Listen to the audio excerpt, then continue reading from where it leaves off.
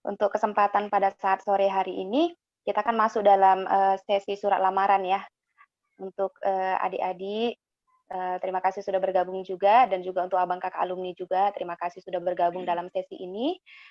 Begitu banyak manfaat nih yang akan nanti kita terima setelah kita belajar di dalam sesi ini gitu ya. Oke.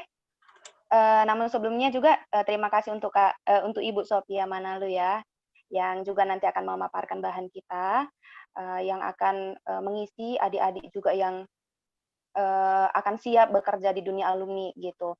Karena kan seperti yang kita tahu juga nih bahwasanya surat lamaran ini bisa jadi seperti apa ya? Seperti senjata awal kita nih menunjukkan identitas diri kita gitu kepada perusahaan ya kan gitu. Oke, sebelumnya kita bernyanyi dulu ya. Nanti baru setelah selesai bernyanyi kita akan berdoa untuk memulai uh, acara di sesi surat lamaran ini. Ya, nanti baru setelah selesai bernyanyi kita akan berdoa untuk memulai acara. Oke, sebelum kita akan masuk dalam pemaparan bahan, kita berdoa dulu ya. Oke, mari kita satukan hati kita berdoa. Sungguh kami bersyukur Tuhan kepadamu, Allah yang sungguh baik dan mengasihi kami. Kami sungguh bersyukur buat penyertaan Tuhan di dalam hidup kami hingga pada saat ini. Kami tetap percaya bahwa Tuhan senantiasa menyertai segenap kehidupan kami. Dan pada saat ini Tuhan, ketika pun kami akan masuk dalam sesi surat lamaran, kami percaya juga Tuhan hadir untuk boleh memberikan kami pemahaman, untuk boleh semakin membuat kami mengerti bagaimana juga kami akan belajar tentang surat lamaran ini ya Bapak. Bapak yang baik, kami juga berdoa bagi hambamu Ibu Sophia Tuhan yang saat ini akan memaparkan bahan surat lamaran ini ya Tuhan.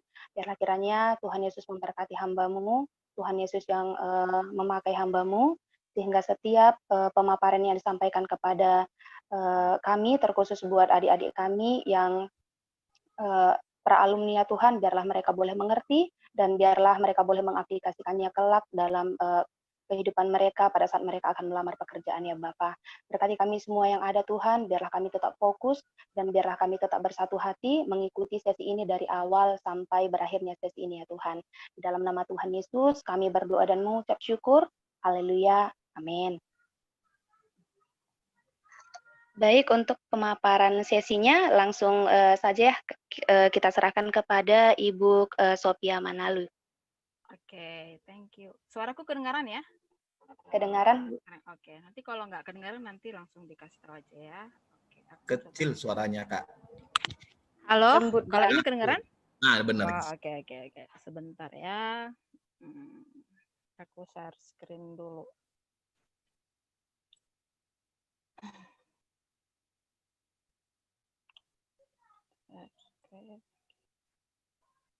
Oke, kelihatan? Kelihatan, Bu. Kelihatannya. Tapi kecil ya. Bentar ya, aku coba. Oke, ini sudah kelihatan? Sudah ya. Oke, baik, nanti kalau ada yang mau ditanya nanti silakan, atau kalau nggak jelas minta diulang nanti silakan ya. Oke, selamat sore teman-teman semua.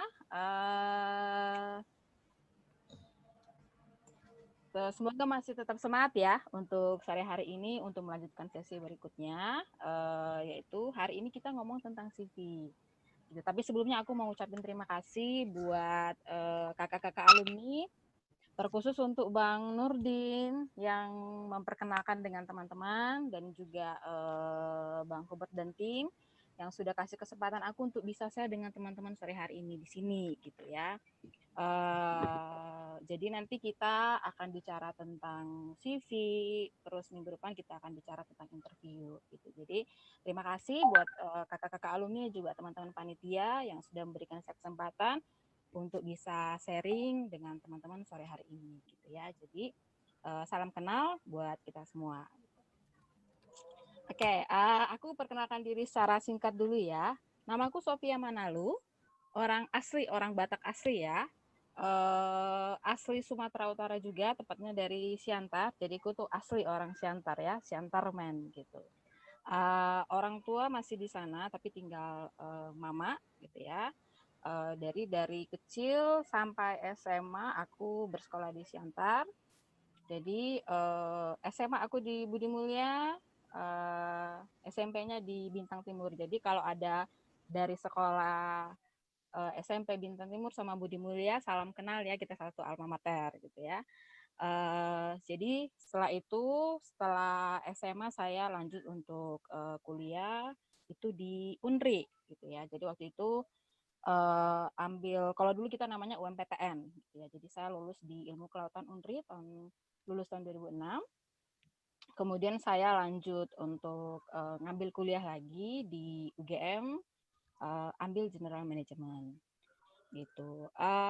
Untuk pekerjaan, histori pekerjaan, sebagian besar saya itu bekerja memang di rekrutmen. Gitu. Jadi mulai dari awal saya bekerja sebagai staff full time itu di rekrutmen gitu ya. Jadi sekitar tahun 2016 sampai 2020 full saya mengerjakan tentang rekrutmen bersama. Jadi ada timnya ya. Saya masuk dalam tim rekrutmen.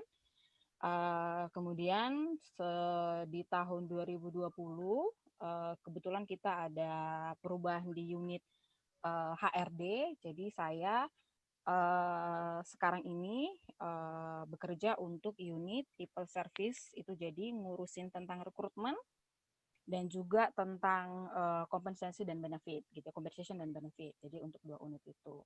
Di luar saya bekerja daily tentang rekrutmen untuk di kantor National Office di Wahana Visi Indonesia gitu. Saya bekerja di Wahana Visi Indonesia. Jadi Wahana Visi Indonesia ini merupakan organisasi Kristen yang bergerak di bidang kemanusiaan yang fokusnya untuk kesejahteraan anak gitu ya. Daerah pelayanannya itu dari Sumatera sampai Papua. Tapi di Sumatera itu cuma 2, cuma ada di Bengkulu sama di Nias. Kita paling banyak itu di Indonesia bagian timur, terutama itu di NTT, di Sulawesi, Maluku, dan terakhir itu di Papua gitu. Di Jawa ada, di Jakarta sama di Surabaya, dan satu lagi itu di Kalimantan Barat gitu ya. Jadi saya kurang lebih sebagian besar karir saya memang di Wahana Visi Indonesia gitu. Selain saya bekerja untuk kantor National Office gitu ya, yang ditempatkan di Bintaro, saya juga ikut beberapa kali untuk proyek emergency gitu ya. Jadi diturunkan atau ditugaskan untuk proyek mengurusin proyek emergency. Waktu itu saya pernah di Lombok sebulan, waktu gempa Lombok, dan terakhir itu di Palu waktu respon tsunami. Sekitar 3 bulan di sana, dan disitulah saya bertemu dengan Bang Nurdin gitu ya. Jadi kita ada di proyek yang sama gitu, cuma Bang Nurdin itu di procurement, saya di HR gitu. Jadi itu sekilas untuk data diri saya ya, dan juga untuk riwayat pekerjaan gitu. Nah, untuk lebih jauh lagi tentang pekerjaan, bisa nanti teman-teman bisa cek di LinkedIn saya di Sophia Manalo.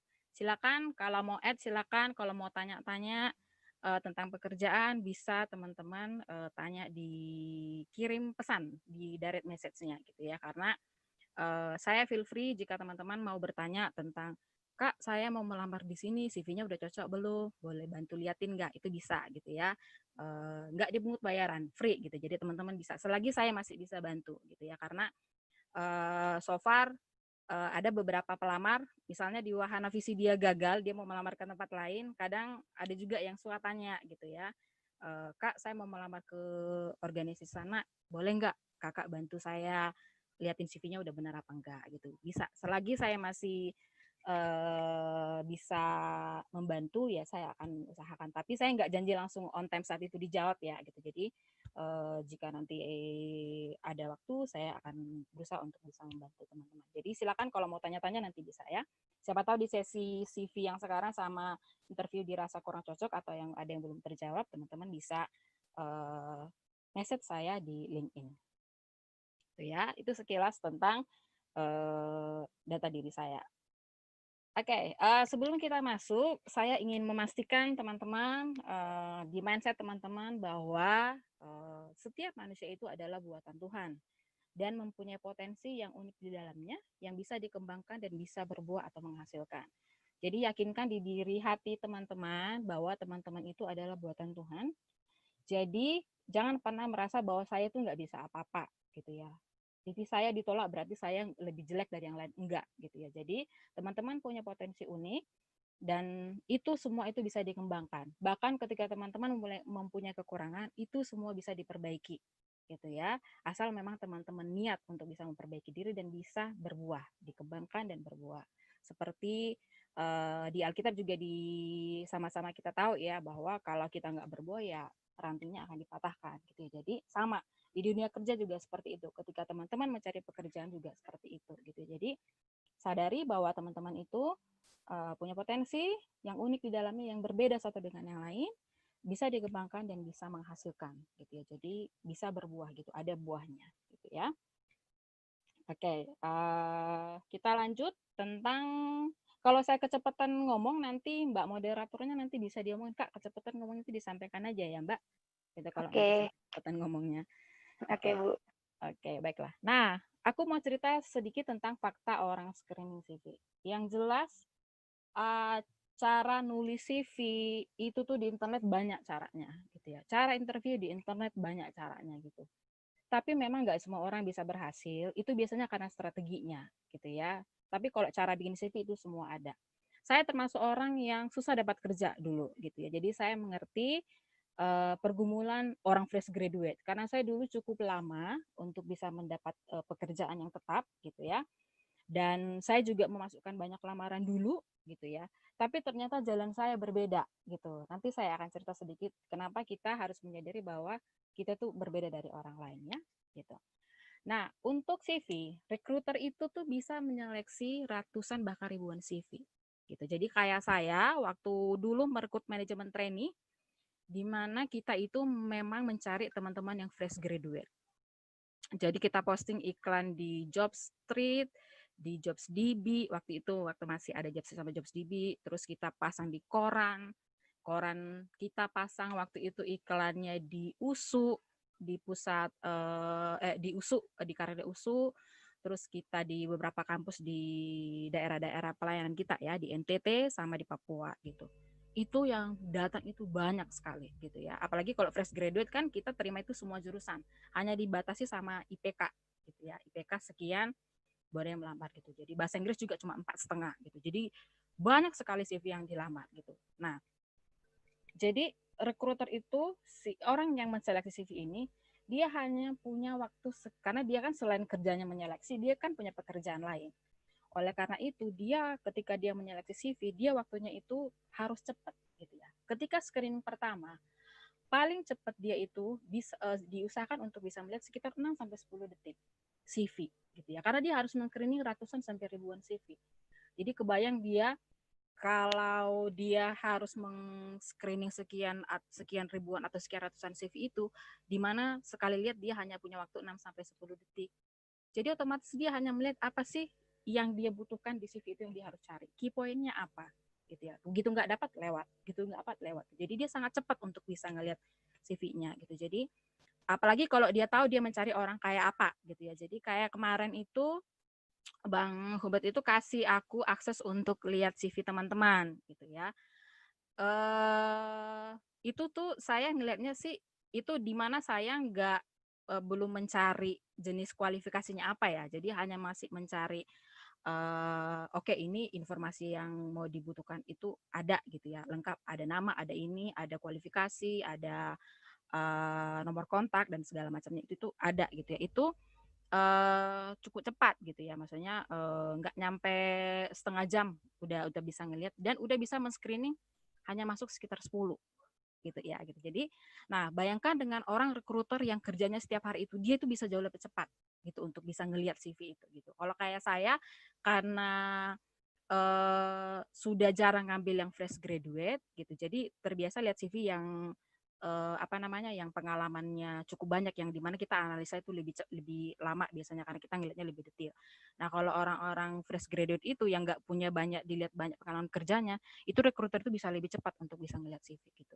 Nah, jadi gimana caranya CV kita ketika masuk ke recruiter itu recruiternya langsung tertarik, oh ini oke, simpan gitu ya. Itu yang perlu kita tekankan nanti di situ. CV adalah screening pertama dan tahap pertama untuk kita menjual diri. Menjual diri tanda kutip ya di sini. Jadi di mana kita harus menjelaskan ke orang yang nggak kita kenal, kita itu kayak apa orangnya. Saya ini jurusan mana, saya ini lulusan mana, saya ini IPK-nya segini, saya itu punya kemampuan ini. Gitu. Jadi karena ini dia screening pertama, maka kita harus benar-benar mempersiapkannya, gitu ya. Dan saingan kita banyak. Kalau interview saingannya nggak sebanyak orang mengirimkan CV ya. Kalau mengirim CV itu banyak kali saingannya. Saingan teman-teman itu nggak hanya fresh graduate. Kalau dia bilang semua jurusan, saingan teman itu nggak hanya fresh graduate. Orang yang udah bekerja pun kalau dia nggak suka di pekerjaannya, dia akan melamar pekerjaan itu. Jadi bayangkan kalian, saingan kalian itu bukan hanya teman-teman sepantaran kalian, itu bisa aja alumni kalian yang belum dapat kerja, orang yang sudah bekerja gitu. Jadi lebih ketat sebenarnya gitu. Dan perusahaan kadang cenderung kalau mencari orang yang sudah punya pengalaman, kalau dia nggak mau invest banyak gitu ya. Kecuali kalau bank yang biasanya ngambil MT, kecuali ngambil MT ya, kayak MT, program development, nah itu tuh biasanya dia ngambil semua jurusan dan lebih milih fresh graduate gitu ya. Jadi teman-teman benar-benar harus persiapkan CV teman-teman dengan baik gitu ya. Cari referensi sebanyak mungkin dan selalu evaluasi CV-CV kalian gitu ya. CV tidak lirik karena tidak memberikan informasi yang jelas gitu ya. Jadi saya kemarin waktu ngelihat bank CV teman-teman yang saya dikasih akses itu, ada saat saya lihat itu beberapa CV itu dia cuma ngasih nama, saya nggak tahu apa karena mungkin teman-teman nggak sempat atau memang belum ngerti gitu ya, tapi CV yang memang dia blank nggak ngasih informasi apa-apa, cuma sekedar nama, jurusan sekian, nomor handphone sekian, emailnya hanya cuma begitu doang tanpa ada yang bikin kita tertarik, itu nggak akan dilirik gitu ya. Jadi kalau CV yang sangat flat gitu ya, cuma sekedar ngasih tahu nama, jurusan saya, sekolah di mana, nomor HP berapa, emailnya apa gitu, itu pasti nggak akan dilirik gitu ya. Karena recruiter tadi itu pengen ngeliat teman-teman itu merepresentasikan diri teman-teman itu seperti apa gitu. Nah, kemudian untuk saat ini itu ada namanya sistem penyeleksian CV untuk di perusahaan-perusahaan besar, gitu tuh udah pakai namanya ATS gitu ya, Application Tracking System gitu. Jadi dia sistem untuk men-screening kandidat. Jadi nggak orang lagi yang men-screening pertama, robot gitu ya. Jadi robot bukan maksudnya sistem ya gitu ya. Jadi sistem yang dia nggak punya perasaan ya, dia nggak punya perasaan dan dia itu berdasarkan perintah gitu ya. Jadi nanti dilihat yang ini masukkanlah ke dalam programnya sehingga dia terseleksi otomatis nanti gitu. Nah, itu teman-teman harus beradaptasi dengan itu gitu ya. Kalau masih manual, masih kadang itu ada yang rekrutmen yang kalau baik itu dia masih mau lihat, oh iya ini kurang dikit sih tapi dia ada ininya sih walaupun dia nggak punya ini, masih bisa gitu. Jadi masih bisa masih ada pertimbangan-pertimbangan. Kalau mesin itu kan dia nggak ada pertimbangan kadang karena dia main perintah aja gitu ya. Kualifikasinya A, B, C. Lihat nih CV yang masuk ada ini, kalau nggak ada lewat gitu ya. Jadi itu yang yang dimana teman-teman harus adaptasi gitu untuk sistem itu gitu. CV saya bisa terbaca nggak sama sistemnya gitu ya, sama sistem ATS-nya. Biasanya perusahaan-perusahaan besar, profit-profit yang besar, tapi kalau sekarang ini sih perusahaan kecil sudah banyak juga yang pakai gitu. Jadi kemarin saya ikut webinar tentang CV juga gitu ya. Jadi saya tanya salah satu teman HR cerita bahwa dia di salah satu bank, jadi dia memang sistemnya pakai ATS gitu. Jadi dia sekali posting lowongan yang lamar berapa, Mas? Oh 1.000 Mbak, masukin ke dalam sistem. Yang lulus berapa? Nggak sampai setengahnya. Jadi langsung dipangkas sama ATS-nya gitu ya. Jadi kita harus tahu nih sistem itu cara kerjanya kayak apa sehingga CV itu bisa terbaca sama sistemnya gitu ya. Terus kandidat tidak memperhatikan kualifikasi yang diminta. Ini sering sekali gitu ya. Dan saya dulu mengalaminya kok. Aku kirim aja semua ke semuanya. Apa yang buka aku masukkan aja gitu. Jadi kalau ditanya orang, udah berapa lamaran yang dimasukkan Sof? Udah 100, tapi nggak ada yang manggil. Iya, karena aku nggak pakai strategi waktu mengirimkannya. Aku kirimin aja gitu. Yang penting cari S1 dong, nggak aku perhatikan detailnya gitu ya. Jadi sering sekali itu kejadian terutama untuk anak-anak fresh graduate gitu. Di kantor Wahana Visi, jadi waktu itu kita buka posisi direktur gitu ya. Ada loh yang masukin lamaran tuh anak fresh graduate. Baru tamat gitu ya gitu. berani sekali ini anak-anak sekarang ya, posisi direktur ngelamar posisi direktur sedangkan dia masih fresh graduate gitu. Jadi itu yang perlu strateginya gitu ya. Bukan berarti kalian nggak bisa masukkan lamaran sebanyak-banyaknya, bisa. Tapi lebih berstrategi gitu ya. Apalagi kalau dulu kan main print ya, main print gitu. Berapa uang printan untuk beli perangko lah, untuk beli ngeprint surat gitu, lamarannya itu yang perlu effort kalian untuk ngantar ke kantornya gitu ya. Bersyukur sih dengan sekarang teknologi sebagian lamaran itu sudah bisa digital gitu. Tapi ada baiknya teman-teman itu memang lebih berstrategi kita mengirimkan lamaran, ya. Terus kemudian kandidat salah mengirimkan tujuan surat lamaran. Ini juga sering, saking banyak yang dikirim perusahaannya, kan dia main copy paste, lupa lah dia ganti nama perusahaannya, gitu. Itu juga kejadian dan saya sering sekali mendapatin hal itu untuk teman-teman yang biasanya fresh graduate, gitu. Karena saking banyaknya yang mau dilamar, oh cuma isinya cuma CV, cuma isinya cuma jurusannya sama kok gitu. Jadi dia main copy paste aja, lupa dia ganti headernya itu gitu ya, ke Bapak HRD apa misalnya kayak gitu, itu lupa diganti gitu ya. Jadi itu sering sekali. Itu biasanya HR-nya langsung males. Ini sebenarnya niat nggak sih orang ngirim lamaran gitu ya? Dia kirim kemana? Namanya ke siapa gitu. Jadi HR-nya keburu males biasanya kayak gitu. Jadi merasa kalau kandidat itu tuh nggak niat.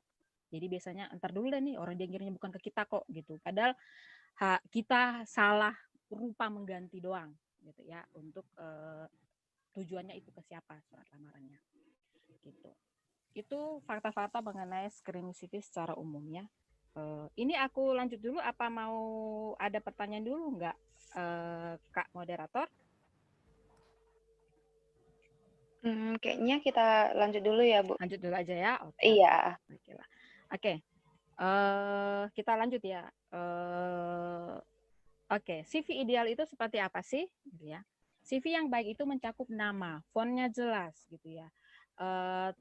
Tulisannya nggak miring-miring, keriting-keriting, nggak jelas gitu. Jadi dia cukup jelas fontnya.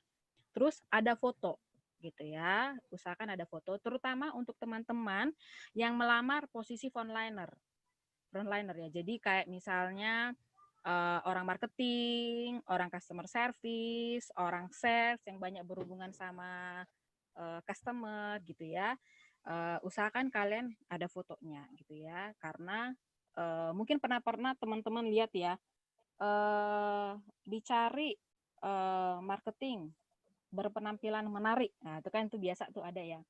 Ini teman-teman harus perhatikan, dia bilang menarik gitu ya. Bukan dia bilangnya harus cantik, enggak. Cantik itu relatif, tapi menarik itu beda gitu ya. Jadi teman-teman harus perhatikan yang diminta itu menarik. Oleh karena itu berfotolah dengan rapi, makeup yang cewek jangan makeupnya terlampau tebal gitu ya. Jadi jelas, jangan cuma kepalanya doang gitu ya. Jadi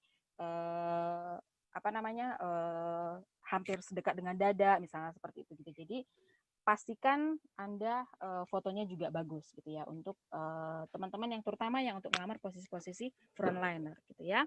Jadi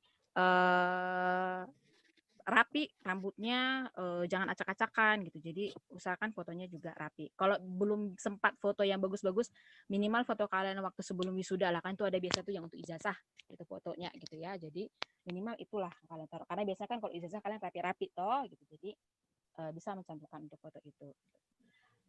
Jangan lupa nomor kontak harus tersedia, email atau HP. Cek sebelum mengirimkan, jangan sampai salah alamat emailnya, kurang hurufnya lah gitu ya. Nomor handphonenya kurang, nomornya 1, itu sering kejadian. Gitu ya. Jadi usahakan dua-dua tersedia. Kalau teman-teman punya lebih dari 2 nomor HP, cantumkan aja dua-duanya gitu ya. Jadi pastikan ada cara recruiter untuk bisa mengkontak teman-teman. Itu. CV yang baik juga mencantum riwayat pengalaman kerja atau magang.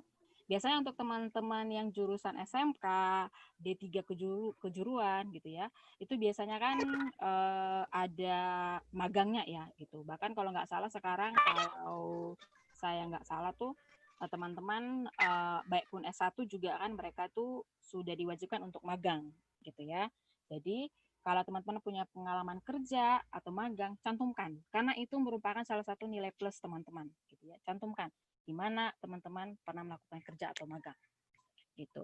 Terus yang kedua, kalau punya achievement atau keberhasilan, pernah juara pidato, pernah ikut training ini gitu, berhasil ini gitu. Jadi cantumkan kalau memang punya achievement gitu ya. Gitu. Itu juga menunjukkan kalau teman-teman memang orang yang mau target oriented gitu ya. Jadi tulis kalau memang punya achievement gitu ya. Portfolio jika ada gitu. Jadi ini biasanya portfolio itu kayak hasil kerja gitu. Jadi kalau misalnya contoh, kalau teman-teman yang pengen ngelamar jadi graphic designer gitu ya. Jadi dia bisa kasih link di mana rekruternya itu bisa cek hasil kerjanya dia gitu. Videographer, dia kasih mungkin link YouTube-nya, video yang pernah dia buat gitu. Nah, teman-teman juga bisa seperti itu. Kalau misalnya teman-teman, saya pernah mengerjakan project ini yang sudah dipublish misalnya gitu ya, kasih tahu aja, bisa dilihat di sini gitu, itu jadi cantumkan aja gitu portfolionya jika memang ada gitu. Jadi karena itu merupakan salah satu nilai plus teman-teman ya untuk bisa daya tarik untuk para rekruter gitu. Oke. Terus selanjutnya untuk riwayat pendidikan minimal riwayat 2 pendidikan terakhir ya gitu. Jadi kalau teman-teman sekarang D3 berarti bisa masukin D3 sama SMA-nya gitu. Jadi usahakan kalaupun misalnya belum tamat gitu ya, misalnya dari skripsi tulis aja dari sekarang contohnya dari tahun 2019 sampai now misalnya gitu, masih kuliah gitu, tapi cantumkan aja walaupun belum tamat gitu ya, dicantumkan aja riwayat dokumen terakhir. Terus kemudian mencantumkan skill yang dibutuhkan atau yang sesuai dengan kualifikasi gitu ya. Kalau dia mintanya orang akuntan, contohnya yang bisa, contohnya itu ada sistem akuntansi itu namanya kayak Sun System misalnya gitu ya, kalau pernah dengar gitu. Misalnya teman-teman bisa ya tulis Sun System, bisa Sun System gitu. Atau kalau teman-teman MIOP misalnya gitu ya tulis. Kalau misalnya bisa MIOP tulis gitu. Jadi lihat kualifikasi di iklan itu ngomongnya apa gitu ya. Ada nggak teman-teman hard skill-nya atau mengetahui skill yang dibutuhkan itu ditulis di dalam CV. Sehingga bisa terbaca sama recruiter dan bisa terbaca sama ATS tadi, sistem applicant tracking systemnya gitu ya. Jadi kata kunci dalam iklan itu tuh jangan sampai terlewat gitu. Itu pastikan. Itu namanya kita berstrategi ya gitu. Kalau misalnya nih dia minta S2 wajib misalnya gitu ya. Teman-teman misalnya belum S2, yang gak usah paksain ngelamar di situ, cari yang lain gitu ya. Jadi biar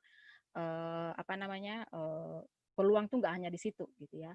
Kalau misalnya dia minta harus bisa bahasa Inggris, contohnya 400, teman-teman pernah tes bahasa Inggris misalnya 450 gitu ya, tulis di dalam CV-nya kemampuan bahasa Inggris misalnya gitu, tulis saja TOEFL 450 gitu. Jadi cek kualifikasinya ngomong apa, pastikan di CV teman-teman itu ada gitu ya. Oke, terus cantumkan akun media sosial kalau ada gitu ya. Jadi recruiter sekarang selain dia lihat CV, itu juga dia mencek akun media sosial teman-teman gitu. Dan biasanya akun media sosial itu kan menggambarkan gimana kita ya gitu, diri kita tuh seperti apa gitu. Jadi berharap teman-teman juga bisa menggunakan media sosialnya secara bijak gitu ya. Jadi media sosial itu baik jika memang teman-teman bisa menggunakannya dengan bijaksana gitu. Jadi usahakan gak usah posting yang aneh-aneh gitu ya. Posting sewajarnya saja gitu, karena rekruter juga ngecek itu.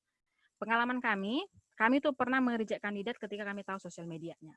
Ya, masuk CV-nya, cek sosial medianya gitu, sosial media. Nah, kebetulan kalau di WVI memang di kantor saya itu memang ada bagian value organisasi, karena kita organisasi Kristen ya. Jadi memang ada value-value yang memang kita cek di kandidat itu fit nggak nanti sama kita gitu ya. Jadi habis lihat CV-nya cek, langsung kita screening sosial medianya.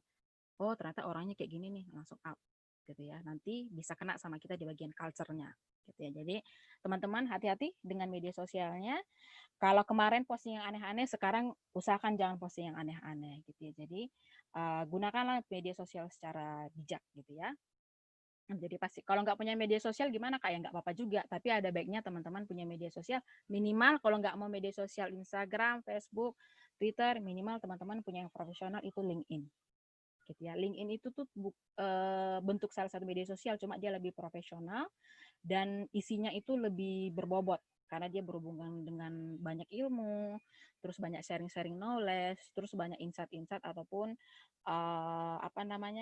informasi-informasi yang bisa kita gunakan dalam pekerjaan, bahkan bisa membantu kita semangat melihat postingan-postingan teman-teman yang ada di LinkedIn gitu ya. Gitu. Terus tadi yang kata kunci agar bisa dibaca oleh sistem ATS gitu. Jadi bisa tentang hard skill-nya, bisa soft skill-nya gitu. Hard skill-nya kayak tadi kemampuan teknis lah ya, bisa MIOP atau bisa JavaScript lah gitu ya. Kemampuan secara teknis, soft skill-nya bisa mungkin kepemimpinan, terus kemampuan adaptasi gitu ya. Itu contoh-contoh soft skill gitu. Jadi pastikan semua itu terpampang dalam CV teman-teman. Itu bentuk CV secara idealnya itu isinya seperti itu gitu ya. Nanti teman-teman bisa cari referensi lagi di tempat lain untuk bisa melengkapi sesi ini gitu ya. Jadi bisa dilihat lagi belajar di tempat lain. Jadi jangan dari sini juga belajarnya ya, tetap belajar dari tempat yang lain. Format CV banyak di luar sana gitu. Bisa dicoba, tapi kalau bisa nggak usah yang norak-norak gitu ya. Jadi yang biasa-biasa saja gitu formatnya gitu ya. Kalau untuk orang yang biasanya di industri kreatif, graphic designer, videographer, memang dia dituntut CV-nya nggak boleh biasa-biasa aja, karena dia harus menampilkan art-nya kan, seninya itu dia kayak apa. Gitu. Jadi biasanya memang mereka itu lebih ya karena mereka belajar art ya, jadi mereka itu biasanya CV-nya memang lebih beda dengan teman-teman yang lain pada umumnya gitu ya, karena mereka memang dituntut mau dilihat art-nya gitu ya. Itu. Oke. Oke, contoh CV, aku kasih contoh yang punyaku. Sebenarnya tadi aku mau lihat kasih contoh CV yang lain, cuma aku merasa nggak adil ngambil CV orang lain karena itu kan confidential ya gitu. Jadi harusnya minta izin dulu kalau pakai CV-nya gitu. Jadi aku coba pakai CV-ku dulu yang waktu sekitar tahun 2009 aku pakai. Bentar ya. Kelihatankah? Belum, Kak. Belum ya, sebentar ya.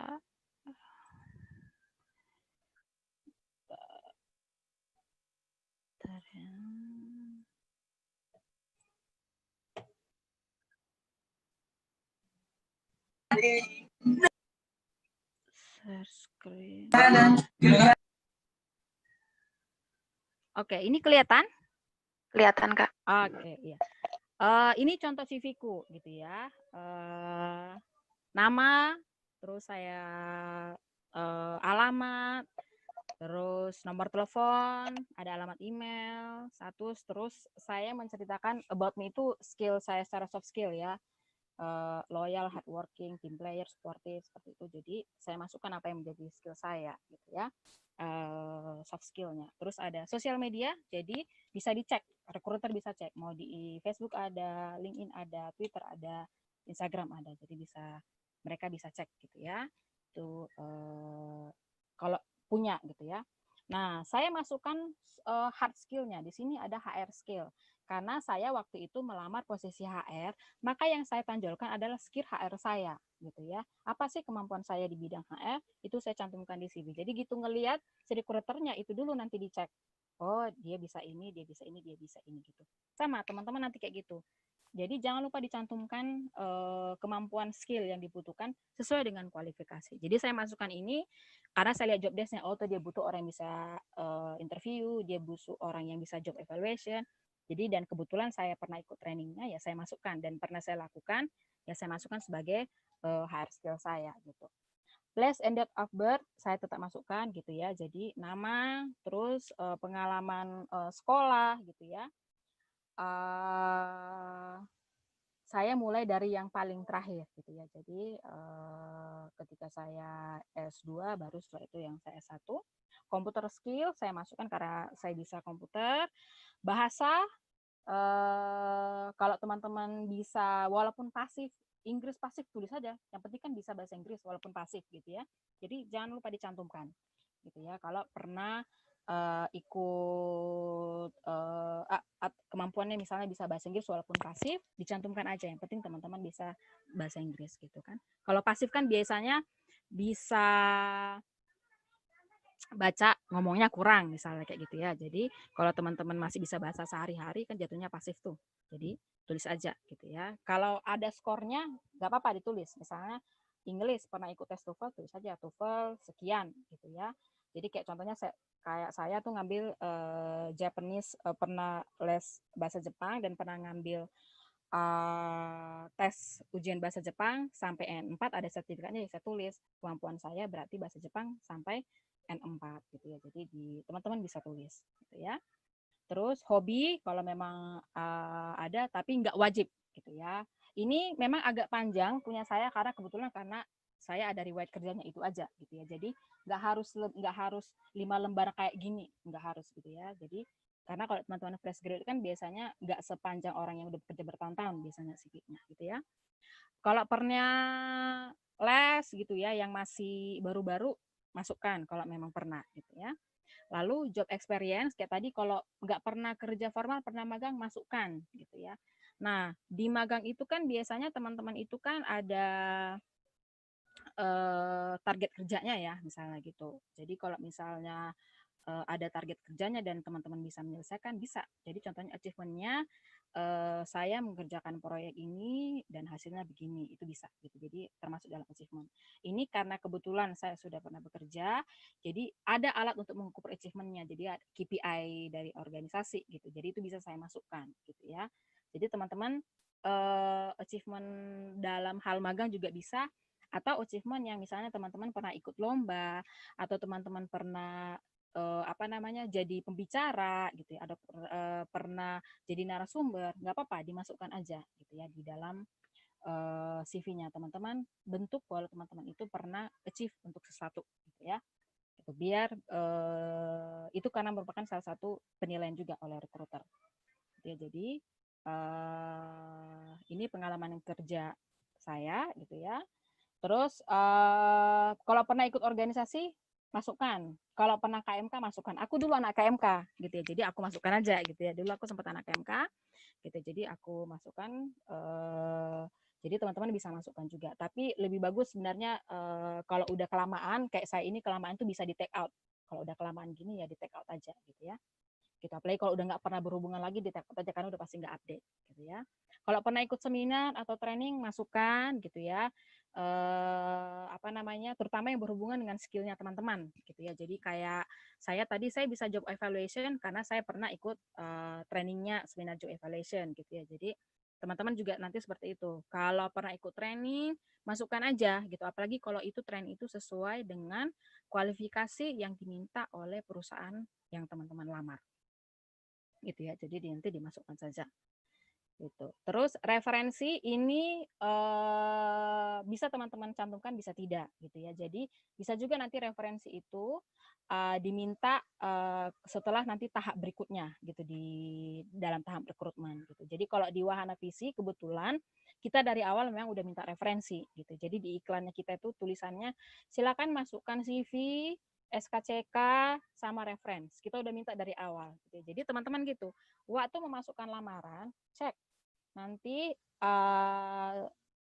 perintah iklan itu apa, dia minta apa, udah minta foto enggak, udah minta KTP enggak, udah minta CV enggak, udah minta SKCK. Kalau kayak kami kan minta SKCK tuh, surat keterangan dari kepolisian tuh harus ada gitu ya.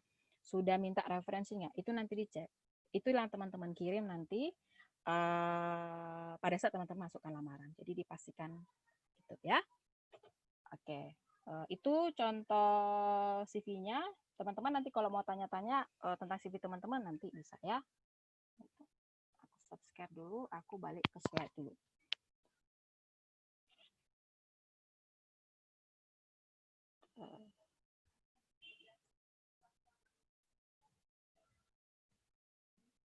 Sudah kelihatan kah presentasinya? Belum, Kak. Sudah Kak. Udah, oke. Udah. Oke. Oh, iya udah. Takutku dia error. Oke, catatan. Habis ini nanti kita cerita-cerita ya kalau ada pertanyaan. Nah, CV sebaiknya menggunakan format PDF agar bisa dibaca scheme applicant tracking sistemnya gitu. Jadi aku sih lihat kemarin teman-teman oke, sebagian besar udah menggunakan PDF gitu ya. Nah, untuk memastikan apakah PDF teman-teman itu bisa dibaca dengan sistem, nanti dicoba ketika teman-teman bikin PDF, coba bisa nggak dia di-convert ke Word lagi gitu. Kalau memang bisa, berarti itu kemungkinan besar bisa dibaca sistem ATS-nya gitu ya. Jadi kirim paling aman itu format PDF. Terus kalau untuk mencek kira-kira bisa apa enggak, coba convert dia ke balik lagi ke Word bisa apa tidak gitu ya. Untuk convertnya kan bisa pakai yang free itu di internet itu banyak ya untuk bisa mengkonvert PDF gitu. CV tidak terlampau banyak dekorasi, nggak perlu banyak bunga-bunganya, nggak perlu banyak bintang-bintangnya gitu ya. Boleh nggak sih Kak dikasih bulat-bulatan atau apa? Bisa aja sih, tapi usahakan tidak berlawanan dengan warna dasar CV-nya. Gitu ya. Kalau teman-teman lihat di CV, nggak usah jauh-jauh lah, di CV-nya kalau teman-teman buka Microsoft Word kan ada template CV tuh. Kadang dia ada juga bulat-bulatnya gitu. Tapi kalau teman-teman lihat, dia degradasi warnanya itu nggak berlawanan. Kalau dia biru pasti lawannya biru tua atau biru muda gitu. Nggak pernah biru langsung ke merah gitu, jarang. Gitu. Jadi teman-teman perhatikan gitu. Karena kan itu tadi si recruiter tadi kan dia ngelihat banyak, kalau dia ngelihat yang aneh kayak gitu dia langsung ini apa sih keramaian itu bisa lewat sama dia gitu ya. Jadi nggak usah terlalu banyak dekorasi. Yang penting yang penting informasinya itu lengkap di dalam gitu ya. CV tidak perlu bertele-tele, satu lembar juga bisa gitu ya. Kalau satu lembar tapi bisa menceritakan semua apa kemampuan teman-teman, itu bisa gitu ya. Riwayat pekerjaan atau pendidikan dimulai dari yang paling update gitu ya. Jadi tahun yang paling update, jadi 2020 atau 2019 lah mulainya. Cek iklan lowongannya. Kalau dia lowongannya berbahasa Inggris, bikinlah CV dengan menggunakan bahasa Inggris.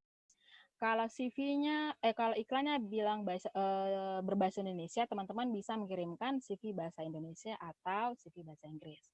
Kalau teman-teman merasa nggak pede dengan CV bahasa Inggris, teman-teman bisa berkonsultasi mungkin dengan teman-teman yang lebih bisa bahasa Inggris untuk memastikan grammarnya nggak salah, gitu ya. Jadi nanti teman-teman bisa juga cek di internet CV-CV bahasa Inggris jenisnya apa-apa saja gitu ya. Jadi dicek iklannya ngomong apa bahasa Inggris, oke, kasihlah CV bahasa Inggris gitu ya. Kalau iklannya bahasa Indonesia ya bisa bahasa Indonesia, bisa bahasa Inggris gitu ya. Nanti dicek gitu ya. Terus jangan bohong di CV-nya gitu ya. Kalau nggak punya TOEFL 500 ya jangan tulis 500 di situ. Nanti teman-teman yang susah gitu ya. Jadi jujur ketika teman-teman dari awal. Kalau teman-teman udah bohong dari awal, yakinlah nggak berbuah nanti pekerjaan teman-teman, gitu ya. Gitu. Jadi sebisa mungkin katakan yang sejujurnya di CV itu, gitu ya. Tampil apa adanya. Perusahaan gimana pun pada akhirnya mereka nggak hanya mencari orang yang teknis ya, yang pintar hard skill. Mereka juga cari orang yang jujur kok. Cari orang yang jujur, cari orang yang humble. Karena biasanya kalau orang yang jujur, yang humble, itulah yang bisa berkembang. Karena dia mau memperbaiki kesalahan dan siap untuk menerima feedback dari orang lain gitu. Jadi jangan bohong. Jadi jujur dan katakan apa adanya di CV saudara gitu. Tapi jangan over confident juga gitu ya. Gitu. Jadi tetap humble. Perhatikan kualifikasi yang dibutuhkan dalam iklan lowongan kerja gitu ya. Jadi cek dia butuh apa. Kalau kamu misalnya kan ada tuh biasanya udahlah yang mana aja aku coba yang penting masuk, jangan gitu ya. Jadi karena nanti gini, kalau misalnya teman-teman orang IT, misalnya gitu ya, nggak terbiasa marketing, tapi karena udah spread ngelamar marketing, misalnya, aku coba aja lah marketing ini katanya gitu ya. Padahal nggak suka dia sama sekali marketing, nggak ada pun jiwanya ke situ. Masuk dia nanti di marketing ini, nggak nyampe sebulan dia bisa keluar, karena nggak cocok sama dia, gitu ya. Teman-teman kan kemarin sudah belajar tentang, kalau aku nggak salah ya, karena aku sempat ikut sesinya sebentar kemarin itu yang tentang calling, panggilan gitu ya. Jadi teman-teman sebisa mungkin dari sekarang ditanya, panggilan saya mau kemana sih? Sebenarnya saya kerjanya apa? Gitu ya. Bukan berarti orang yang teknik nggak bisa ke marketing. Enggak ya. Aku aja yang orang perikanan, yang orang lab, aku tuh ngambil mikrobiologi waktu aku dulu S1 gitu ya. Bisa kok kerja di bagian kemanusiaan gitu ya. Bisa kok kerja di humanitarian gitu. Tuhan nggak tahu ngantar kita kemana gitu. Tapi sebaiknya teman-teman itu dari awal jujur dengan dirinya. Saya tuh pengen kerja kayak apa gitu. Kalau teman-teman orang teknik mau belajar marketing gitu ya, pengen tapi aku lebih suka marketing nih Kak gitu sih. Ya nggak apa-apa. Kamu ngelamar aja marketing, tapi usahakan ketika kamu ngelamar itu, misalnya kamu udah ada bibitnya. Contohnya, saya itu kerja sampingnya selain kuliah MLM Oriflame misalnya gitu ya. Terus atau sudah buka usaha sendiri gitu ya, atau sudah part time ini gitu. Jadi ada yang dijual gitu. Jadi ketika si rekruternya lihat CV, oh ya dia memang orang teknik ini. Tapi dilihat pengalamannya, oh ya, tapi dia pernah part time ini, berarti memang dia suka marketing nih. Nah, bisa aja dilirik gitu ya. Jadi bukan berarti nggak bisa lewat jalur, bisa. Tapi pastikan memang itu callingnya teman-teman. Pastikan itu memang pekerjaan di mana Tuhan memang akan bisa teman-teman bisa berkontribusi secara lebih gitu ya gitu. Jadi kayak kemarin pembicara kemarin ngomong, ketika seorang tukang becak pun, ketika dia tukang becak yang baik, tapi dia bukan jadi tukang becak seperti umumnya, servisnya akan beda, cara dia mengoperasikan becaknya mungkin beda, taat peraturan sama lampu merah dan segala macam, dia akan berbeda. Sama, teman-teman juga gitu ya.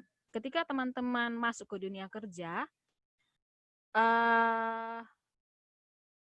teman-teman yang sudah banyak yang sudah banyak diarahkan tentang panggilan, terutama anak-anak KMK, itu memang banyak struggle nanti di dunia kerja gitu ya.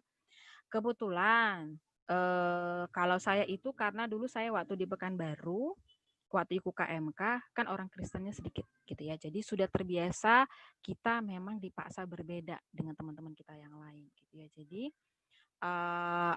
itu yang membuat kita tuh anak-anak KMK-nya dulu gitu ya. Jadi waktu semasa saya dulu jadi sudah terbiasa untuk berbeda dan sudah berusaha mencari panggilannya apa gitu ya. Jadi teman-teman juga seperti itu. Didoakan, yakin Tuhan akan memperlengkapi teman-teman gitu ya. Oke, tadi perhatikan kualifikasi yang dibutuhkan dalam iklan kerja, tadi sudah ya. Cek dan catat perusahaan yang dilamar. Gitu ya. Setiap masukkan lamaran, usahakan teman-teman itu sudah mencatat. Kemarin kumasukkan kemana aja. Gitu ya. Sehingga satu, kalau besok ada yang menanya interview gitu ya, perusahaan yang mana kemarin yang kulamar ini ya? Nah gitu. Jadi jangan sampai kayak gitu. Jadi cek sebelum melamar, cek perusahaan ini bekerja di bidang apa gitu ya. Sesuai nggak dengan panggilan teman-teman. Benar nggak perusahaan ini ada korupsinya gitu, cek gitu ya. Kalau udah masukkan lamaran, catat. Nanti teman-teman bisa bikin analisis teman-teman sendiri. Misalnya nih, masukin lamaran 50 misalnya gitu. Nanti teman-teman bisa, yang manggil aku itu perusahaan mana-mana aja sih, gitu ya.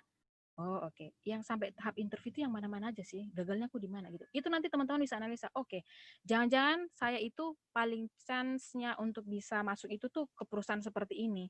Karena dari semua perusahaan, jenis-jenis perusahaan seperti inilah yang banyak memanggil saya gitu. Jadi teman-teman bisa bikin analisa sendiri gitu ya, untuk bisa mempertajam strategi teman-teman untuk nanti saya bagusnya ngelamar kemana ya gitu ya. Jadi catat, cek dulu perusahaannya sebelum melamar, catat perusahaan yang dilamar itu sebelum mengirimkan lamaran. Jadi teman-teman itu punya bahan untuk bisa bikin strategi nanti teman-teman lebih bagus. Nanti habis itu nanti cek, oh saya udah lulus di CV, tapi saya gagal terus di interview ini. Di mana saya gagalnya gitu ya. Jadi itu bisa bahan analisa teman-teman untuk bisa lebih strategi lagi dalam mengirimkan lamaran dan mencari kerja gitu ya. Cek file lamaran sebelum mengirim, jangan ada yang terpotong-potong. Kemarin saya buka file yang dikirimkan Bang Hubert, saya masuk ke akses teman-teman, saya menemukan CV yang fotonya itu terpotong setengah gitu ya. Gitu. Jadi itu otomatis tanpa saya lihat 2 kali pun saya langsung reject gitu ya. Karena formatnya udah nggak sesuai gitu ya. Jadi kepotong dia setengah. Jadi teman-teman cek sebelum mengirimkan lamaran gitu. Jangan sampai formatnya salah, sampai ke penerima itu nggak bisa, filenya bervirus gitu. Jadi cek sebelum mengirimkan lamaran, pastikan memang aman itu filenya benar, nggak terpotong-potong gitu ya. Karena itu ada tuh kalau dia versi Word-nya beda, nanti jadi di sana bacanya gimana gitu tuh kan. Jadi memang paling pas itu PDF gitu. Jadi memang udah langsung terkunci gitu ya. Jadi cek jangan sampai file lamaran yang dikirimkan itu tidak cantik sampai ke rekruternya. Jangan terpotong-potong. Kemarin ada kejadian soalnya. Jadi dia kepotong setengah. Jadi nggak perlu saya lihat lagi, langsung saya tutup, masuk ke email berikutnya, gitu ya. Karena terpotong, gitu ya. Oke. Oke. Nah, pekerjaan itu banyak. Bisa bentuknya full time, bisa bentuknya part time, dan semuanya bisa dicoba dan bisa jadi batu loncatan. Saya fresh graduate yang tidak segampang teman-teman saya dalam mencari kerja. Journey saya ternyata berbeda gitu ya. Tapi saya setelah menyadarinya setelah saya ya berjalan sampai sejauh inilah gitu ya. Kalau teman-teman masukkan CV sekali dua kali dipanggil, saya bisa nggak dipanggil-panggil gitu ya. Akhirnya saya coba, oh cobalah saya ambil nggak usah yang full time dulu. Akhirnya saya mencoba yang harian. Jadi awalnya itu saya pekerja di Wahana Bisnis Indonesia, waktu itu bukalah namanya THL, tenaga harian lepas gitu ya. Jadi saya masuk ke situ bayarnya itu 50.000 per hari. Jadi bayarnya harian. Kalau nggak masuk nggak dibayar gitu ya. Jadi masuknya 5 hari kerja sama, jam kerjanya sama kayak orang biasa. 8 sampai jam 4 gitu ya. 50.000 per hari waktu itu. Gitu. Tapi saat itu saya menyadari mungkin Tuhan meminta saya untuk yang kecil-kecil dulu gitu ya. Saya menjadi dan saya bersyukur sebenarnya hal itu tuh pernah di salah satu mindset yang saya dapat waktu saya jadi waktu saya ikut KMK dulu ya dengan kakak-kakak pembina saya dulu ya. Jadi ketika kita setia dengan perkara-perkara kecil, maka Tuhan akan menambahkan dengan perkara-perkara yang besar. Jadi pekerjaan saya itu dulu cuma nempel-nempel perangko, terus mengirimkan surat sponsor gitu karena ada program sponsor anak tuh ya itu. Terus waktu saya juga jadi tenaga harian lepas di HR, jadi saya sempat itu tenaga harian lepas di HR gitu.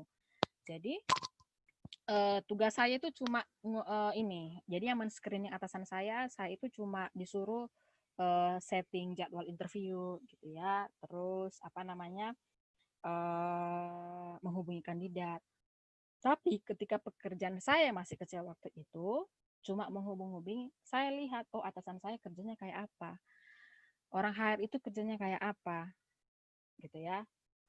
Posting lowongan itu kemana-mana. Jadi saya mengupgrade diri saya gitu ya. Jadi sembari saya menunggu yang Tuhan kasih yang full itu, saya memperbaiki diri saya gitu ya. Jadi saya itu orang yang lemah di bahasa gitu ya. Jadi saya menyadari kalau saya itu nggak pintar berbahasa gitu ya. Jadi mau either bahasa Indonesia mau bahasa Inggris bahasa Jepang saya itu sebenarnya nggak gitu bagus gitu untuk grammar ininya tata katanya gitu ya.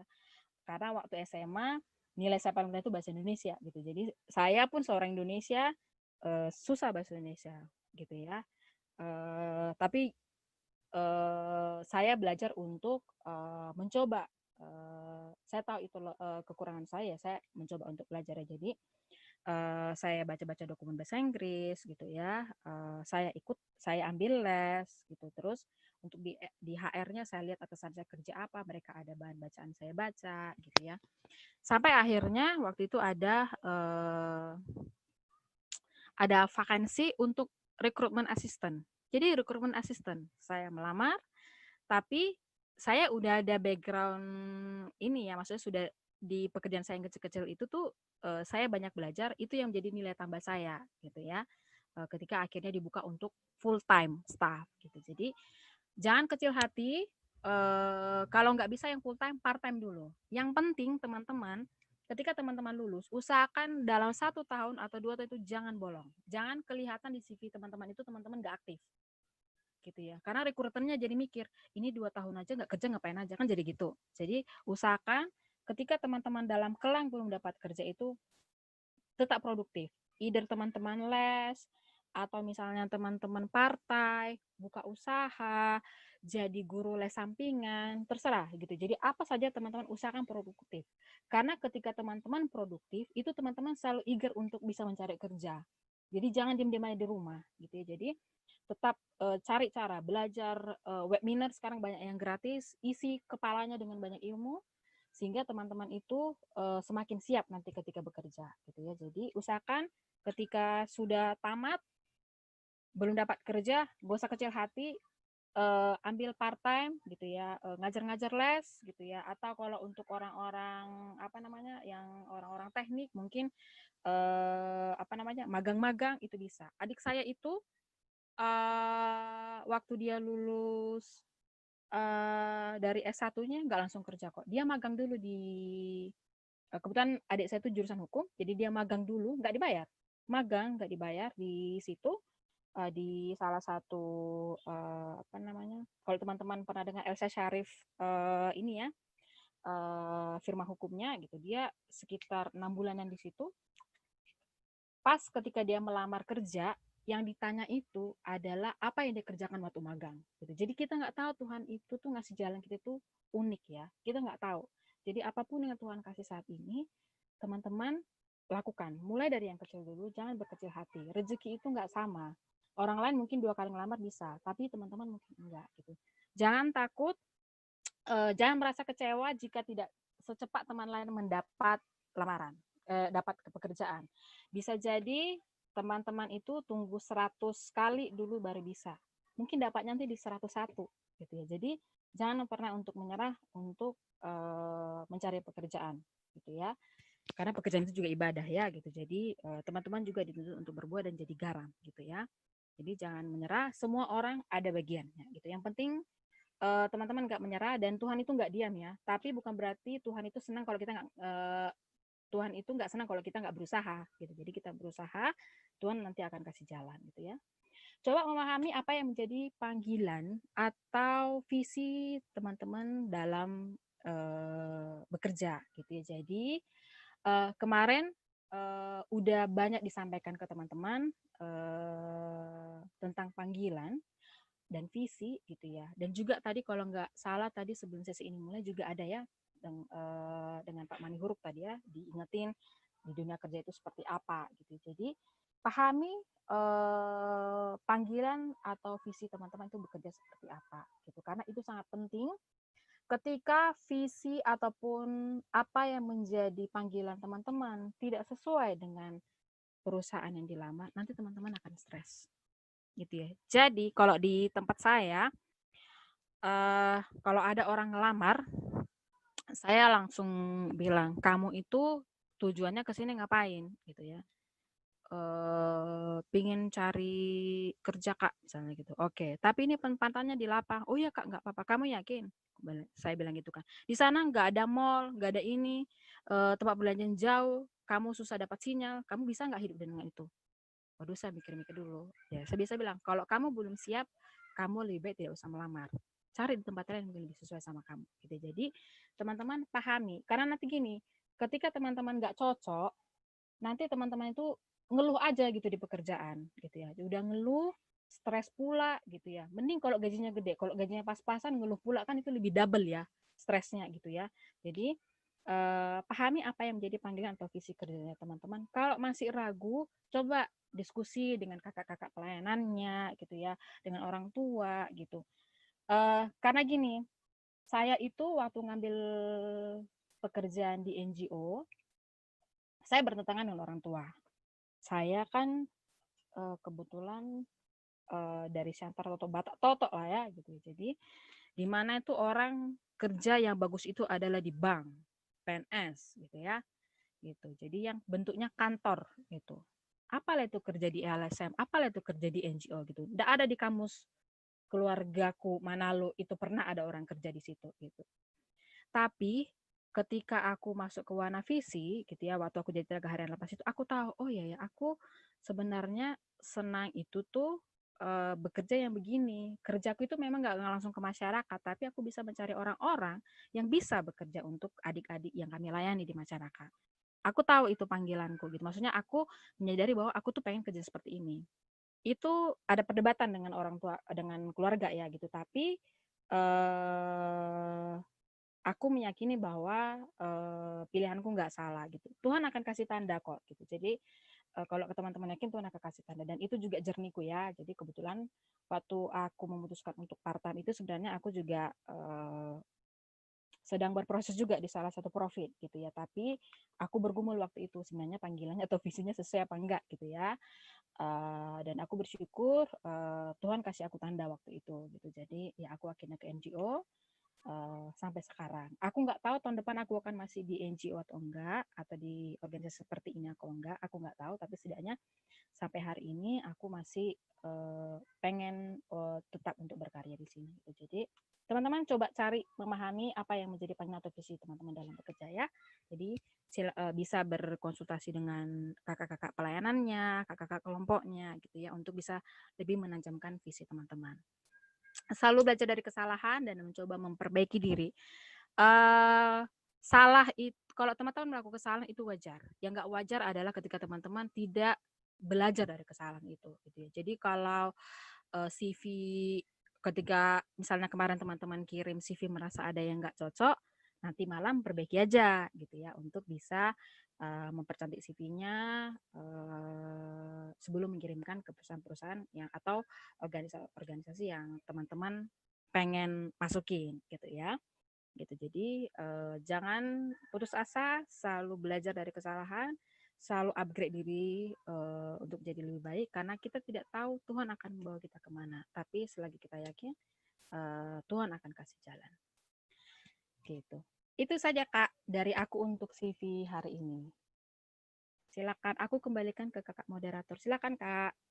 Oke, terima kasih banyak untuk Ibu Sophia yang telah menyampaikan bahan ya. Pastinya ini untuk teman-teman juga pasti udah banyak kan pertanyaan-pertanyaan yang mungkin akan ditanyakan gitu. Pasti selama mendengarkan bahan tadi udah disiapkan pertanyaannya ya gitu. Pasti sangat banyak Mudah-mudahan nih. bisa aku jawab ya.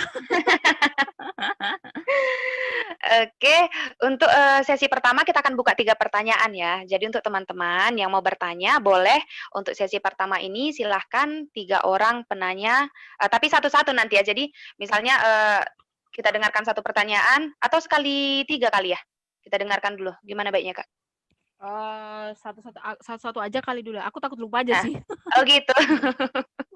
Boleh boleh, berarti satu-satu ya. Oke, satu-satu bolehlah. Untuk teman-teman yang mau bertanya boleh silakan tanya langsung ya.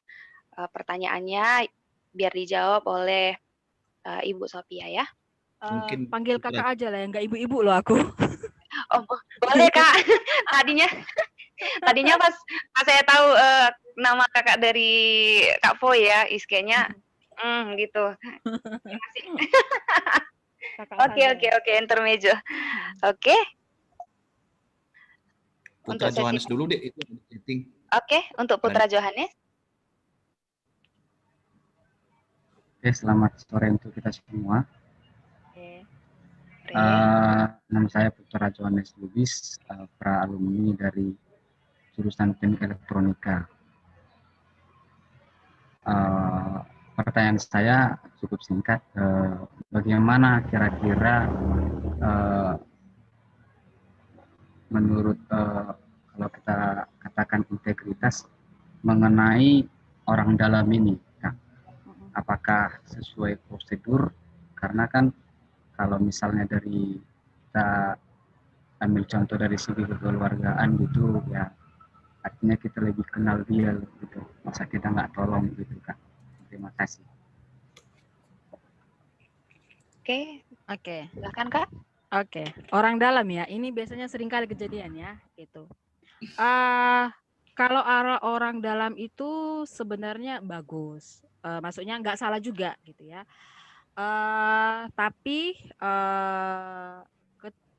burdennya, bukan burdennya, ada beban yang teman-teman dapat ketika teman-teman masuk ketika ada orang dalam, gitu. Jadi biasanya orang dalam itu suka, oh dia masuk tuh karena orang dalam, gitu ya. Itu sangat bisa terjadi. Jadi otomatis teman-teman tuh, kalaupun ada orang dalam, teman-teman itu memang usahakan ikuti proses rekrutmennya itu sesuai dengan prosedur perusahaan gitu ya, atau organisasinya gitu. Dan ketika masuk, teman-teman itu independen, berusaha sendiri gitu ya. Jadi walaupun misalnya atasannya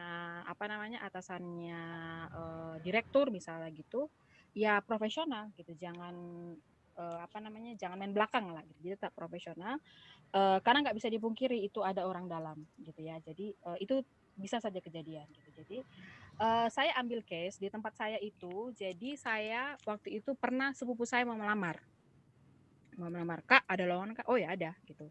Tapi saya bilang sama dia, ketika kamu masuk, saya nggak ada hubungannya dengan proses rekrutmen. Jadi kamu harus berikan yang terbaik. Gagal atau nggak gagal itu urusan panel nanti yang menentukan. Jadi ya dia ikutin prosedur ininya. Ketika dia masuk, dia interview, dia ikutin proses dan segala macamnya. Dan kebetulan hasilnya bagus, ya dia oke gitu. Bahkan saya pernah waktu merekrut, jadi sepupu jauhnya saya gitu. Jadi saya sebagai HR-nya gitu ya. Saya pahit-pahit ngomong di depan. Kita kenal sebagai saudara, tapi kalau sudah dalam proses rekrutmen, kita itu nggak ada hubungan saudara gitu. Jadi itu yang mungkin perlu perlu dipastikan pada saat nanti ada ketemu orang dalamnya gitu. Jadi kalau orang dalam itu ada, maksud saya itu nggak jelek-jelek kali gitu ya, tapi ada memang beban yang dibawa ketika teman-teman masuk itu, ada orang yang teman-teman kenal, apalagi saudara di dalam. Jadi otomatis teman-teman harus profesional. Oke, saudaraku memang itu, omku memang itu, tulangku memang itu, tapi kalau dalam pekerjaan saya nggak ada hubungannya sama dia. Jadi sehingga orang-orang ngelihat teman-teman itu bukan karena saudaranya, tapi memang karena teman-teman mampu gitu ya. Oh, dia memang diterima karena dia memang pintar, karena dia memang kerjanya bagus, bukan hanya karena itu saudaranya. Itu karena saudaranya plus aja. Tapi teman-teman tunjukkan memang teman-teman mampu karena memang kemampuan teman-teman, bukan hanya karena sekedar ada saudara teman-teman di dalam. Itu sih. Menjawab enggak? Atau jawabannya salah? Gimana Dek Putra Johannes? Ya, terima kasih untuk jawabannya Kak. Dalam artian tidak salah untuk memberitahu kalau kita sudah memasukkan lamaran, artinya sekedar informasi aja gitu Kak. Halo Kak, kebetulan ini, tapi tetap juga kita berusaha semaksimal mungkin ya melakukan yang terbaik. Kalau di Wahana Visi itu malah ada dicantumkan, kamu punya kenal orang yang di dalam nggak? Itu malah kita tanya gitu, karena buat kita ngecek ya. Contoh ya, Putra ini bener nggak orangnya, kan kita tanya orang dalam, bener nggak saudaramu itu kan gitu. Jadi nggak apa-apa kalau memang perlu gitu ya, kalau memang teman-teman nyaman nggak apa-apa dicantumkan, karena bisa aja orang HR itu biasanya gini, ada kalanya dia cari orang, kalau misalnya aku mau masukkan saudaraku, kalau saudaraku nggak benar, aku pasti ngomong, gak usah lah kalian masukkan, itu nggak benar nih orangnya gitu. Jadi memang nggak salah juga dimasukkan di situ. Kalau memang ada teman-teman yang kenal di dalam gitu, sekedar mereka biar bisa cek aja gitu untuk ke orang dalamnya. Tapi pastikan ketika teman-teman ikutin prosedur, waktu rekrutmennya, waktu kerjanya profesional. Nggak usah ingat-ingat itu saudara teman-teman. Itu aja sih. Terima kasih jawabannya. Yuk, sama-sama. Oke, sudah menjawab ya untuk Putra Johannes Lubis ya. Yep. Oke, selanjutnya kita dengarkan pertanyaan dari Ivan Kristiawan Jega. Orang Nias ya? Iya Kak. Iya. Orang Nias Kak. Oke, shalom Kak. Yo, shalom. Oke, tadi kalau Bang Putra nanya tentang orang dalam, aku nanya langsung tentang CV-nya lah Kak. Oke. Nah, tadi udah Kakak jelaskan juga beberapa, tapi masih ada yang mau ditanyakan Kak. Kan sebagian besar CV untuk saat ini kan dikirim melalui email tuh.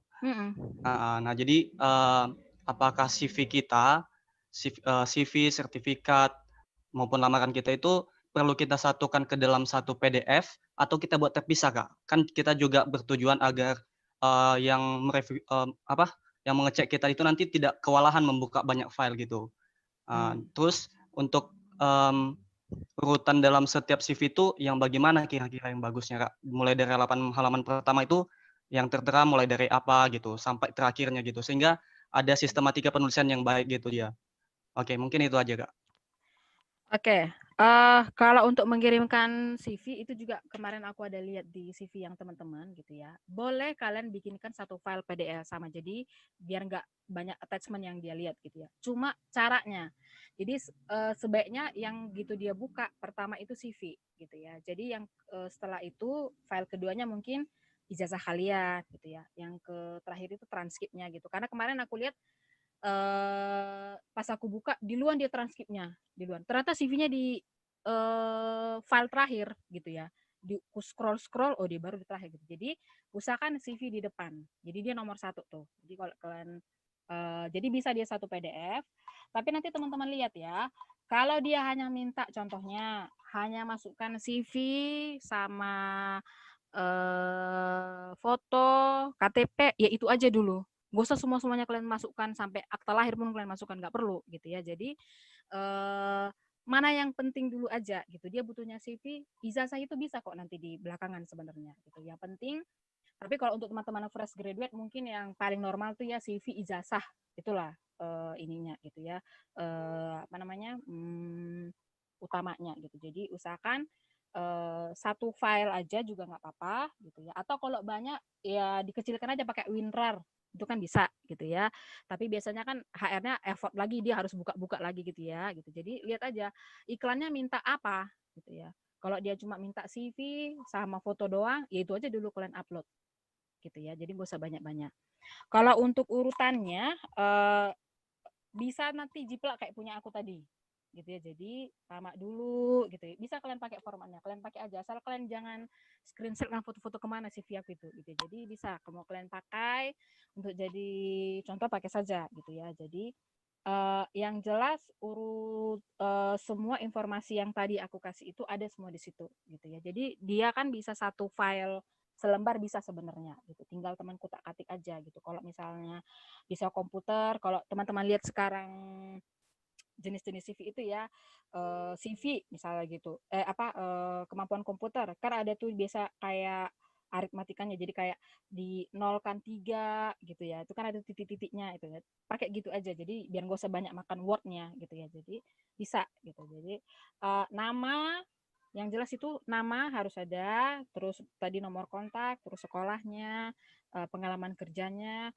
skill-nya paling penting. Skill-nya tuh harus masuk, itu nggak boleh ketinggalan. Kalau nggak mesin ATS-nya nggak baca nanti kalau kamu ngelamarnya yang pakai mesin ATS. Gitu ya. Jadi referensi itu bisa belakangan, nggak perlu harus gitu ya. Kalaupun misalnya kalian ikut organisasi boleh dimasukkan cuma satunya Kak, organisasinya itu pun cuma member. Kalau cuma member, berapa lama membernya? Kalau udah nggak aktif nggak usah lah masukkan, misalnya gitu ya. Tapi misalnya, tapi Kak, aku tuh pernah jadi ketua konsumsi misalnya gitu. Ya masukkan aja, pernah jadi ketua konsumsi misalnya gitu. Jadi bisa pakai format, pakai punya itu juga bisa gitu ya untuk urut-urutannya. Yang jelas dalam satu CV itu masuk semua kualifikasinya. Gitu. Kalau fresh graduate satu lembar cukup. Kemarin aku hitung-hitung cukup kok sebenarnya satu lembar. Udah bisa mencakup semua di situ. Aku kemarin ada lihat 3 CV yang agak lumayan. Ada yang cuma satu lembar kok, tapi aku udah tahu dalamnya itu semua. Oh, iya dia bisa ini, bisa ini, bisa ini. Gitu. Gitu sih. Oke. Cukup menjawab nggak? Nanti bisa kamu tanya-tanya lagi kalau nggak jelas ya. Oh ya, oke, thank you Kak. Ya, nanti bisa ditanya lagi. Oke, itu ya untuk Ivan ya. Selanjutnya kita dengarkan juga pertanyaan dari Andri Tamara Saragi.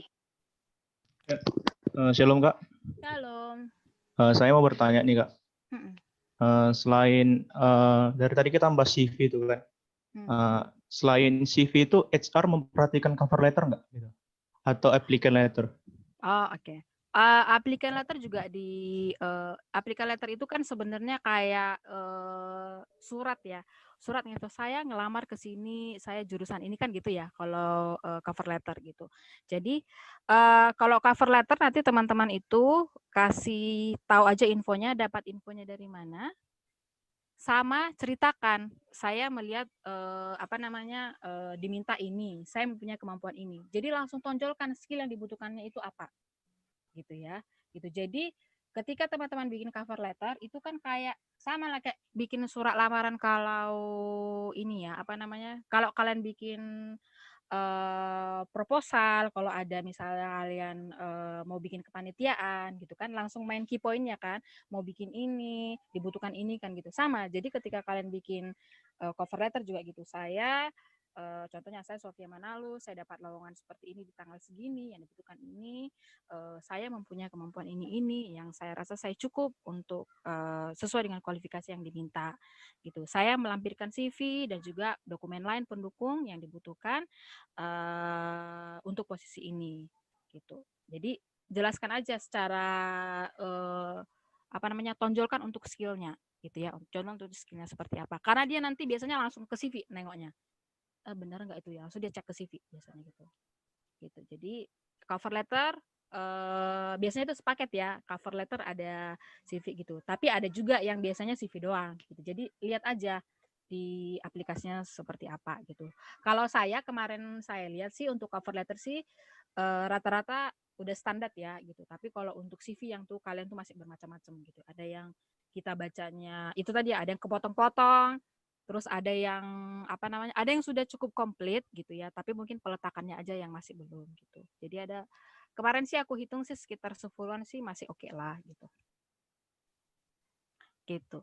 Semoga menjawab ya. Ya, terima kasih Kak. Yuk. Cukup deh, Andri? Cukup Kak. Oke, untuk sesi pertama sudah untuk 3 pertanyaan. Nah, kita kira-kira sebelum masuk ke sesi kedua, ada yang mau disampaikan lagi nggak ya, Kak? Enggak sih, aku sih lebih senang kalau kalian bertanya sebenarnya karena Oh gitu. biar aku tahu sebenarnya kalian itu butuhnya apa gitu kan. Ini kan aku ngomong perspektifku sebagai recruiter, tapi kan yang mengalami itu kan kalian gitu. Jadi mungkin kalian bisa tanya apa aja selagi masih ada waktu ya gitu. Jadi apa namanya? Setidaknya aku bisa sampaikan apa yang bisa aku bantu lah gitu, yang bisa aku terangkan ke teman-teman. Oke, silakan kalau ada lagi. kita lanjut aja ya Kak berarti ya. Lanjut aja. Oke, kita masuk ke Sampai sesi jam berapa kedua. ya teringanya? Sebenarnya waktu kita 1,5 jam sih Kak, cuman kayaknya ada beberapa pertanyaan lagi, boleh nggak ya Kak? Oh ya, nggak apa-apa, nggak apa-apa. Nggak apa-apa ya. Ya. Oke, ya makasih Kak. Ini ada pertanyaan dari Riyama El Silaban, silahkan untuk Riyama. Ya, shalom Kak. Shalom.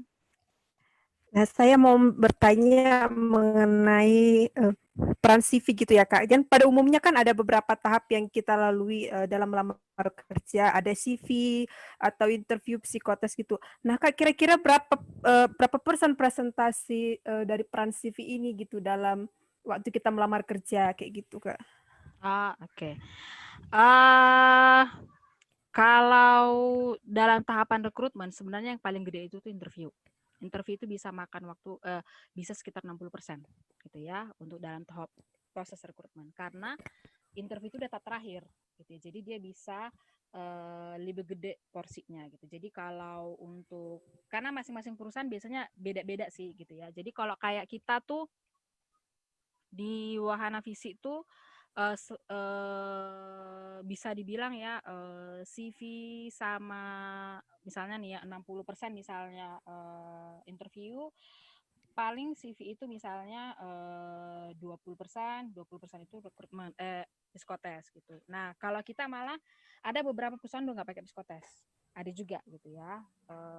Terutama kalau teman-teman melamar ke luar negeri itu tuh nggak ada psikotesnya, jarang gitu ya. Jadi tapi biasanya cek reference gitu. Jadi CV walaupun dia porsinya sedikit agak lebih kecil, tapi bayangkan itu gerbang masuknya, tiketnya loh itu. Jadi kalau kita di situ sudah nggak beres gitu atau di situ kita udah gagal, ya sudah gimana kita masuk yang besar itu gitu ya. Jadi setiap masing-masing proses itu tuh ada persennya dan semua itu penting gitu. Jadi bisa gini, orang lolos CV psikotes bisa misalnya psikotesnya dipertimbangkan lah misalnya gitu ya, dipertimbangkan psikotesnya gitu ya. Jadi enggak 100% fully gitu, ada pertimbangannya. Tapi panelnya oke nih gitu, bisa aja dia lolos gitu ya, karena psikotesnya nggak gitu jatuh gitu. Jadi masing-masing proses ini itu saling berhubungan gitu, karena orang masuk panel kan CV 2 yang ditengok kan gitu. Dan CV itu selain HR kan ada user yang melihat gitu, ada user yang menentukan. Jadi kalau kayak di tempat saya HR itu melakukan screening, kita melakukan screening, bisa nanti kita kasih ke user itu contohnya cuma 6, nanti dibalikkan ke dia, aku cuma mau 3 ya soft, 3 aja yang masuk panel gitu. Jadi sebegitu pentingnya lah CV itu, walaupun dia di awal sampai terakhir dia dibawa-bawa gitu ya. Jadi pastikan CV itu sebagai tiket masuk. Jadi itu memang teman-teman sudah benar-benar memperbaiki dan sudah benar-benar mempersiapkan gitu untuk CV itu gitu. Karena saingannya banyak kan. Ketika teman-teman baru pertama kali masuk online itu saingannya banyak, otomatis harus berlomba dengan segitu banyak orang gitu. Jadi rapikan dulu di situ. Kalau interview itu semakin sering teman-teman interview biasanya akan semakin pede gitu ya. Interview psikotes makin sering dilakukan, teman-teman akan semakin biasa gitu. Yang dua itu yang jelas, yang dua itu kuncinya sama satu. Sebelum tes, sebelum interview istirahat yang cukup gitu ya. Jadi persiapkan diri, sudah latihan-latihan gitu ya. Nah, kalau CV ya latihan nulis CV berarti gitu ya. Jadi jadi walaupun dia porsinya nggak sebesar panel gitu ya, tapi dia sampai panel tetap akan dibawa gitu, karena screening tadi nggak hanya di HR, sampai ke user juga itu di screening gitu. Itu Mbak Riama. Tapi nanti bisa dicek di referensi lain ya Mbak, karena masing-masing perusahaan itu tuh ada ininya gitu. Kalau kayak di Wahana Visi, selain karena kita organisasi Kristen ya gitu, jadi selain teknisnya kalian yang dinilai, kita nilai value-nya kalian sesuai nggak dengan Wahana Visi gitu. Kalau nggak percaya Tuhan Yesus sebagai juru selamat pribadi, nggak lolos. Nah itu sudah gitu ya. Jadi itu salah satu pertimbangannya kita gitu untuk yang Kristennya, untuk teman-teman yang Kristen gitu. Jadi Wahana Visi biasanya ada fleksibilitasnya gitu ya.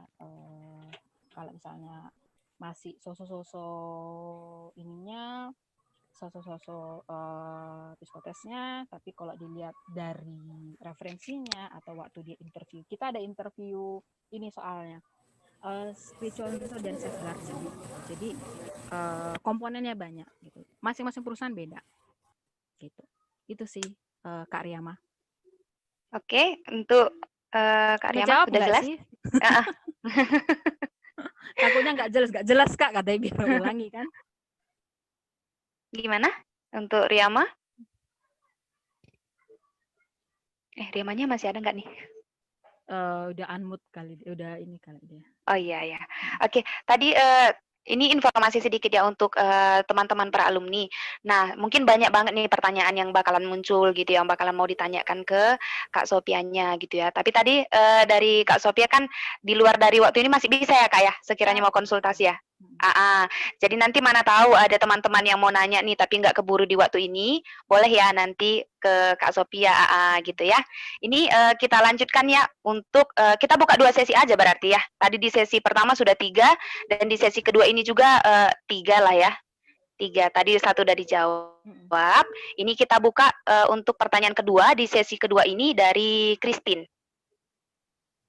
Oke, silakan untuk Christine. Shalom Kak. Shalom. Shalom. Aku mau nanya Kak, kemarin kan sempat suaranya agak gede ya. Halus sekali suaranya. Kemarin kan Kak, kami itu pernah sharing sama dosen yang kebetulan Bapak itu dia sebelumnya pernah juga bekerja di bagian human capital kan Kak. Terus kata Bapak itu, kalau nanti kalian mau interview, coba usahakan nggak usah terlalu banyak gerakan-gerakan tambahan yang membuat kalian itu ada nilai minusnya gitu di mata para para wawancara gitu Kak. Karena kan dibilang Bapak itu mereka juga melihat kayak ada ilmu psikologinya yang dilihat mereka dari situ. Misalnya Bapak itu bilang kalau orang yang sopan itu dia melihat T-zone pada wajahnya gitu kan Kak.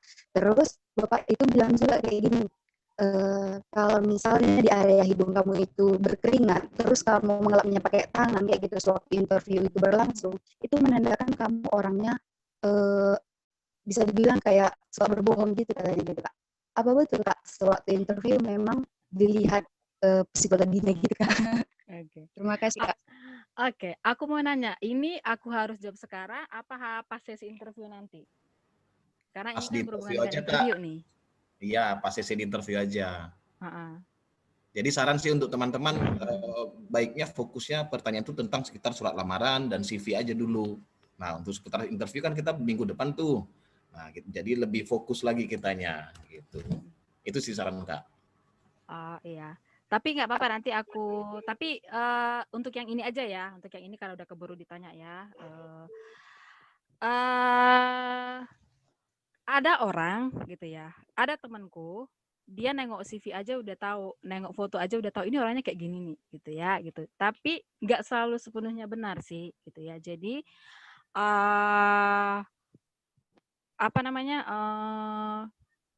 ada memang orang yang sangat ekspresif gitu ya, yang memang dia kalau interview tuh, oh iya ya Kak, ada yang begitu gitu. Kalau saya gitu. Jadi rekruter ini juga beda-beda ya. Kalau saya sebenarnya nggak suka dengan orang yang monoton kalau di interview. Siapa namanya? Sofia. Umur berapa? Umur segini. Nggak bisa. Jadi karena interviewer itu energi saya terkuras sama dia gitu ya. Jadi kalau saya sih sebenarnya lebih suka orang ekspresif gitu ya gitu. Apalagi kalau teman-teman orang ekstrovert, disuruh diam aja kan sakit kepala kan kalian karena terbiasa dengan kalau orang ekstrovert. Kalau orang introvert itu kan biasa jawabnya satu-satu gitu ya. Emang begitulah dia gitu ya, orang introvert. Jadi maksudku teman-teman juga jangan saya nggak menyalahkan dosen yang kalian ya bisa aja mungkin ada kejadian seperti itu.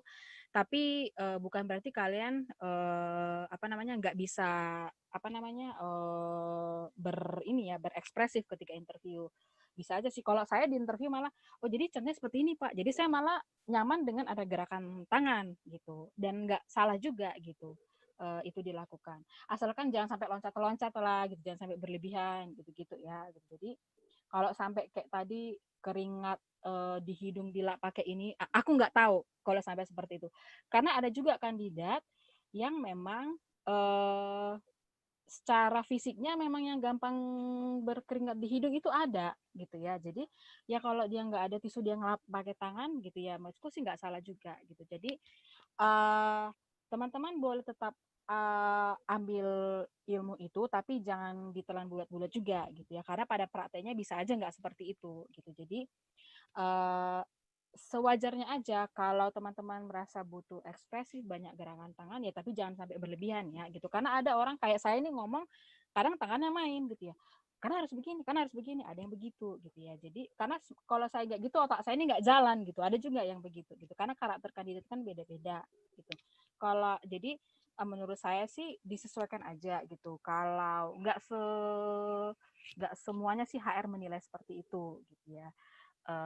Karena selain itu kan ada juga yang untuk menengok kepribadian ada psikotes kok gitu ya maksudnya ada itu yang untuk jadi penilaian ketika dia interview itu kan dia mempertajam hasil kalian psikotes itu sebenarnya benar nggak hasil psikotesnya itu sesuai dengan aslinya gitu jadi gini tapi untuk lebih detailnya nanti teman-teman bisa tanya orang psikolog ya maksudnya orang HR yang psikologi sebenarnya itu jadi tanya jangan dari satu sumber tanya aja HR lain atau sumber-sumber anak-anak psikologi lain gitu jadi menurutku jangan terlampau stres untuk yang begitu-begitu kalau takutnya nanti jadi teman-teman nerima begitu jadi waktu interview itu jadi makin bingung gitu ya jadi aku harusnya kayak mana ya jadi nggak bisa begini kak nggak bisa begini kak gitu yang ada sebelum interview teman-teman udah stres malamnya besoknya jadi nggak fit gitu interview dan psikotes itu teman-teman harus fit gitu ya jadi harus benar-benar siap untuk menghadapi hari besoknya gitu grogi boleh stres boleh tapi kalau udah latihan harusnya kan itu berkurang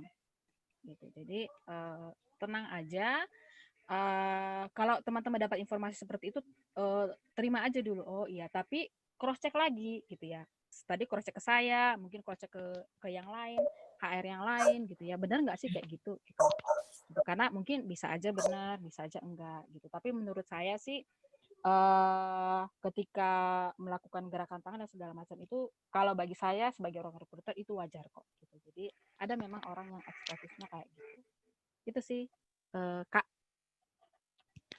Oke, untuk Christine udah bisa ya? Sudah Kak, makasih Kak. Oke, nah ini ada pertanyaan terakhir.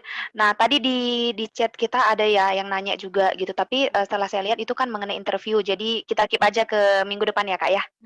Oke, iya. Yang terakhir nih kita dengarkan pertanyaan dari Irma Natalia Munte. Yuk, dipersilakan. Shalom Kak. Shalom. Shalom. Ya, mau nanya Kak, ini tentang di CV. Kalau boleh saya gambarkan, kalau CV itu merupakan gambaran dari si pelamar atau yang merupakan wajah dari si pelamar. Karena juga saya pernah magang di suatu perusahaan yang ada di Jakarta.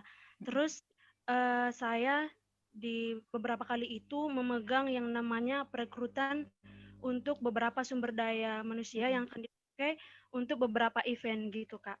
Nah, jadi saya itu dapat pengalaman dari mereka kalau untuk melihat CV itu hanya dibutuhkan 2 atau sampai 3 detik aja Kak gitu. Jadi mereka itu terkadang nggak melihat isinya gitu.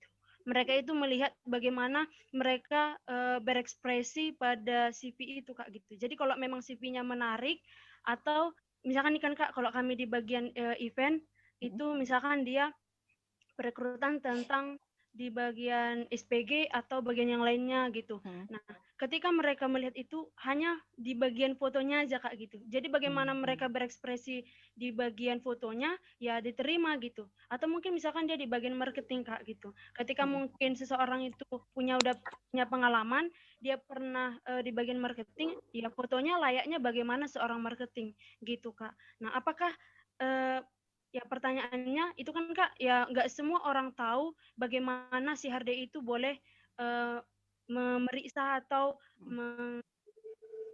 memilah-milah gitu CV-nya Kak.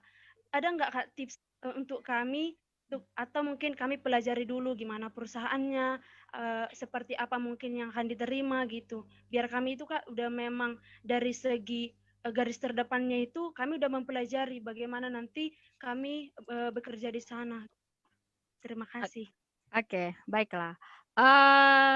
Kalau dia cari SPG, iya dia pasti lihat muka dulu gitu ya. Karena memang orang SPG itu kan itu, gitu ya, yang memang dia cari gitu ya. Jadi tergantung posisinya apa gitu. Makanya tadi sempat aku ceritain ya. Kalau kalian mencari posisi yang frontliner, orang marketing, orang sales, orang PR, orang komunikasi yang keluar gitu, keluar perusahaan gitu ya. Otomatis itu appearance kalian itu kan jadi kalian itu membawa nama organisasi gitu ya di pekerjaan kalian gitu, dari cara kalian gitu. Otomatis memang si HR itu pasti akan lihat mana nih orang yang menarik gitu. Dia pasti akan lihat fotonya gitu ya. Jadi ketika teman-teman kenali dulu perusahaannya. Jadi misalnya gini, kalau teman-teman yang ngelamar ke L'Oreal misalnya gitu ya, ngelamar ke L'Oreal atau ke kecantikan SPG itu gitu. Dia memang cari ya memang orang yang proporsional, yang pintar dandan gitu, yang itu biasa di CV itu pasti full makeup gitu ya. Jadi ketika misalnya kandidatnya datang pun kita tahu ini kok cantik-cantik orangnya. Kita tengok orang mana, orang SPG, oh orang SPG, pantas cantik-cantik gitu ya. Jadi kenali dulu perusahaannya kayak apa, dia nyari orang kayak apa gitu. Kalau di Wahana Visi kayak di kami ini, kalian datang interview pakai kemeja rapi, bawahnya jeans pun masih bisa gitu ya, asalkan ketutup semuanya, pakai jeans, pakai sepatu kets itu masih bisa. Tapi kalau kalian pergi ke bank ya tidak bisa begitu gitu ya, harus pakai hitam putih lah, sepatunya harus hitam lah gitu. Jadi kenali dulu perusahaannya itu nyari orang kayak apa, jadi biar kalian jangan salah mengirimkan gitu ya. Jadi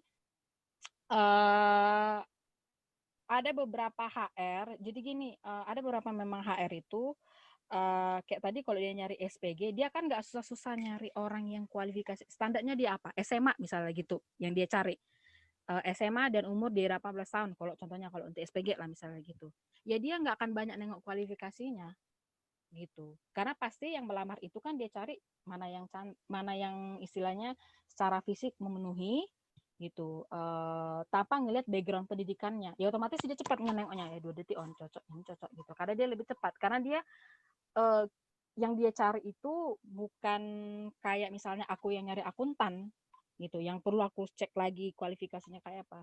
Kalau dia hanya mau cari orang yang cantik dan misalnya orang tanpa melihat dia harus jurusan mana, dia lebih cepat, dia memang nengoknya 2-3 detik pun dia bisa lihat gitu ya. Jadi kenali dulu perusahaannya kayak apa, organisasi kayak apa gitu, baru teman-teman mengirimkan lamaran gitu. Kalau misalnya marketing, berarti kan harus kalian tunjukkan dong wajah kalian tuh kayak apa gitu, foto kalian tuh yang rapi, dandanannya nggak menor gitu ya. Kalau untuk yang perempuan gitu, kalau yang laki-laki ya mungkin kalian pakai jas kah gitu ya. Makanya paling aman sih untuk anak-anak fresh graduate,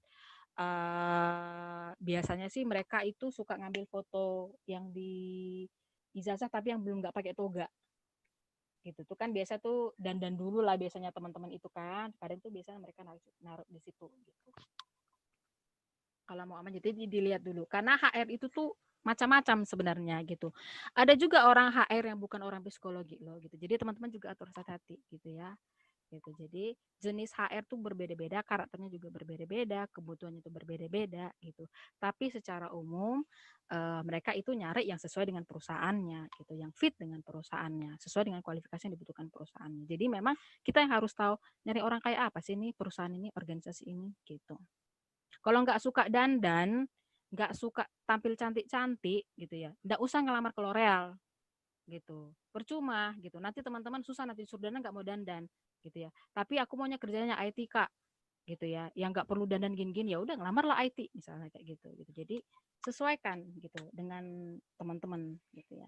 Karena nanti kalau misalnya teman-teman ngelamar nggak yang harus merubah teman-teman sampai 100%, nanti teman-teman yang stres gitu. Itu sih. Oke, gimana deh Irma, Natalia Munte? Clear ya? Aman Kak. Oke. Nah, terima kasih untuk Kak Sophia ya udah ngejelasin, ngejelasin untuk setiap pertanyaan dari adik-adik para alumni. Oke, untuk pertanyaannya, untuk sesi pertanyaan kita sudahi ya. Jadi kalau masih ada yang mau nanya, bisa nanti langsung ya ke Kak Sofianya gitu, nanya konsultasi gitu ya. Oke, Kak, kemarin ada surat lamaran ya yang udah dikasih dari peserta. Nah, ini rencananya yang ada 3 terbaik ya surat lamaran. Mau diinfokan ke adik-adik sekarang atau gimana nih kira-kira Kak? Ini memang bisa disampaikan ya apa gimana ya? Aku sih sudah kemarin udah sebenarnya yang bagus itu ada beberapa, tapi bentar ya. Katanya ada hadiahnya ya. Nah, mungkin info aja Kak, kita kan nanti ada interview gitu. Nah, yang interview itu besok teman-teman di Pralumni akan ada ujian gitu, ujian simulasi psikotes. Nilai tertinggi dari situ biasanya kan ada 2 poin Kak ya, ada dua apa ya, dari nilai ujiannya dan surat lamarannya juga kan Kak. Nah itu kan berpengaruh juga gitu loh. Nanti kita akan sampaikan siapa nilai tertinggi dan nanti Kakak yang memutuskan siapa yang layak masuk di wawancara Kak, 3 orang. Gitu. Oke. Ini berarti aku juga akan dilihat Kak. Ini berarti aku infoin dulu siapa yang CV-nya menurut aku agak oke berarti sekarang. Ya boleh Kak. Oke. Boleh Kak. Kalau yang sebenarnya yang aku screening yang agak lumayan itu tuh sebentar ya 1, 2, 3, 4, 5, 6, 7, 8, 9. Ada 9 dari yang masukkan lamaran kemarinnya gitu. Yang 9 ini menurutku yang sebenarnya oke gitu ya. Jadi sudah oke, nanti namanya bisa aku kasih ke panitia sih gitu ya. Jadi yang oke siapa saja. Tapi aku tuh agak kesulitannya karena gini, background aku tuh nyari orang itu yang kayak apa gitu kan, harusnya kan ada kualifikasinya gitu ya, sebenarnya butuhnya soal apa gitu. Tapi makanya tadi di antara agak ini sih yang 10 itu tuh lumayan oke sih menurutku. Tapi dari 9 orang itu ada 3 yang aku bilang sih cukup lumayan, walaupun yang 9 tadi lumayan kok gitu ya. Jadi ada satu namanya Winda, aku nggak tahu apa ada nama 2 Winda ya gitu. Ada Winda, terus ada Daniel gitu. Terus satu lagi ada namanya, sebentar ya, mudah-mudahan aku nggak salah ya. Satu lagi itu namanya Era, iya namanya Era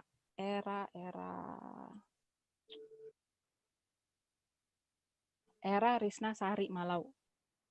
Oke, berarti itu 3 ya Kak, 3 nama yang bisa dikatakan yang terbaik lah ya gitu dari yang menurut aku oke. Tapi maksudku bukan berarti yang lain nggak oke, yang lain sih oke. Cuma menurutku yang 3 ini lumayan oke sih, karena misalnya aku dapat apa yang aku pengenin gitu ya dari yang 3 ini gitu aja sih. Iya, oke, terima kasih Kak Sophia dan selamat untuk Winda, Daniel dan Era ya. Itu berarti udah lumayan bagus gitu ya. Oke ya. Oke ya. Bagus juga kok. Lagi itu bagus kok. Oke, terima kasih juga untuk Kak Sophia. Nah, sekarang kan di sesi ini kan kita lanjutkan ya, berarti untuk clear ya untuk pertanyaan, untuk sesi surat lamaran ini udah clear semua ya. Oke, kita lanjutkan. Sekarang kita mau masuk nih di kuis. Nah, jadi setiap sesi kan ada kuis tuh. Nah, kita masuk ke dalam sesi kuis. Sesi kuisnya boleh langsung dipandu oleh ini ya, operator. Ini ada link yang udah dibagikan. Untuk seluruh peserta boleh langsung masuk ke linknya. Dengan berakhirnya kuis ini, maka juga untuk acara sesi surat lamaran ini sudah selesai, dan waktu kita juga sudah lumayan terlewat dari estimasi waktu yang sudah kita siapkan gitu, tapi tidak apa-apa ya. Terima kasih banyak untuk Kak Sophia yang telah membawakan bahan kita, dan terima kasih buat abang kakak alumni dan teman-teman dalam sesi surat lamaran ini. Kita langsung tutup dalam doa aja kali ya.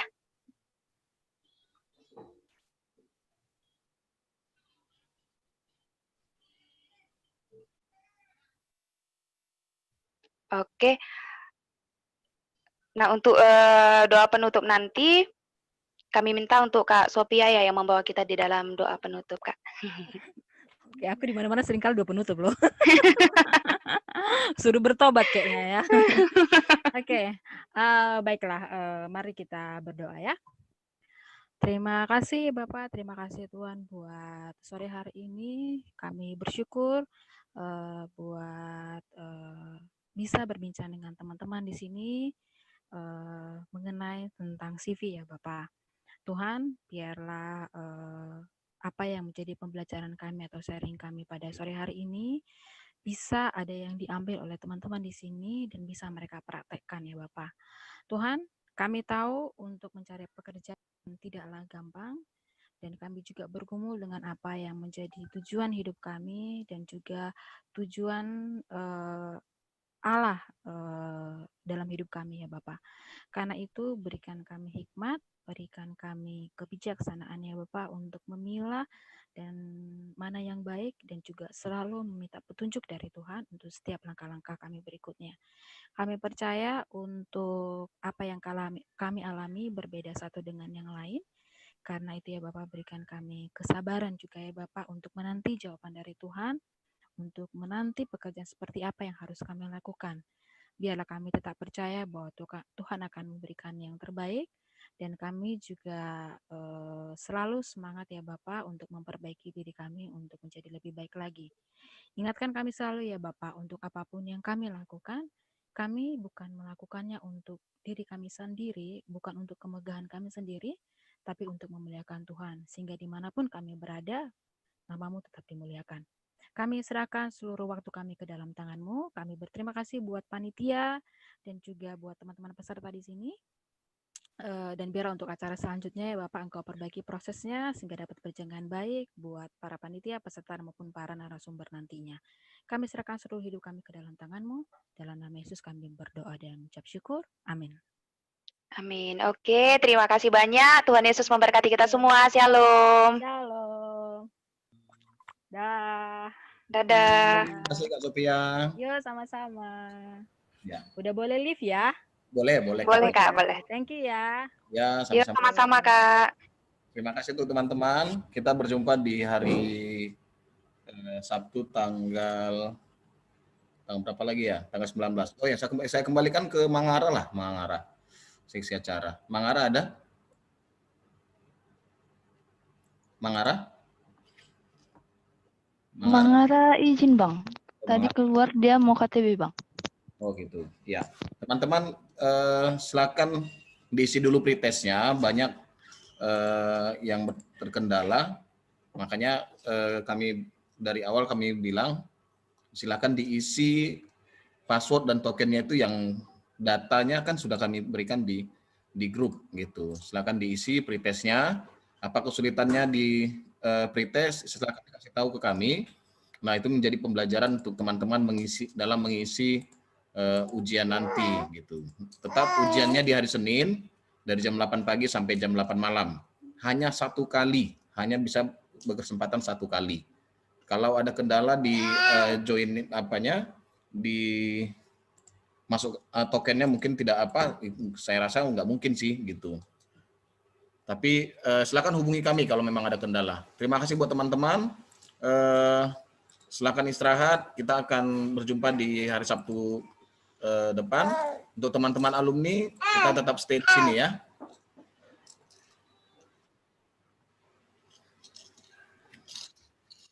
Baik, terima kasih Bang.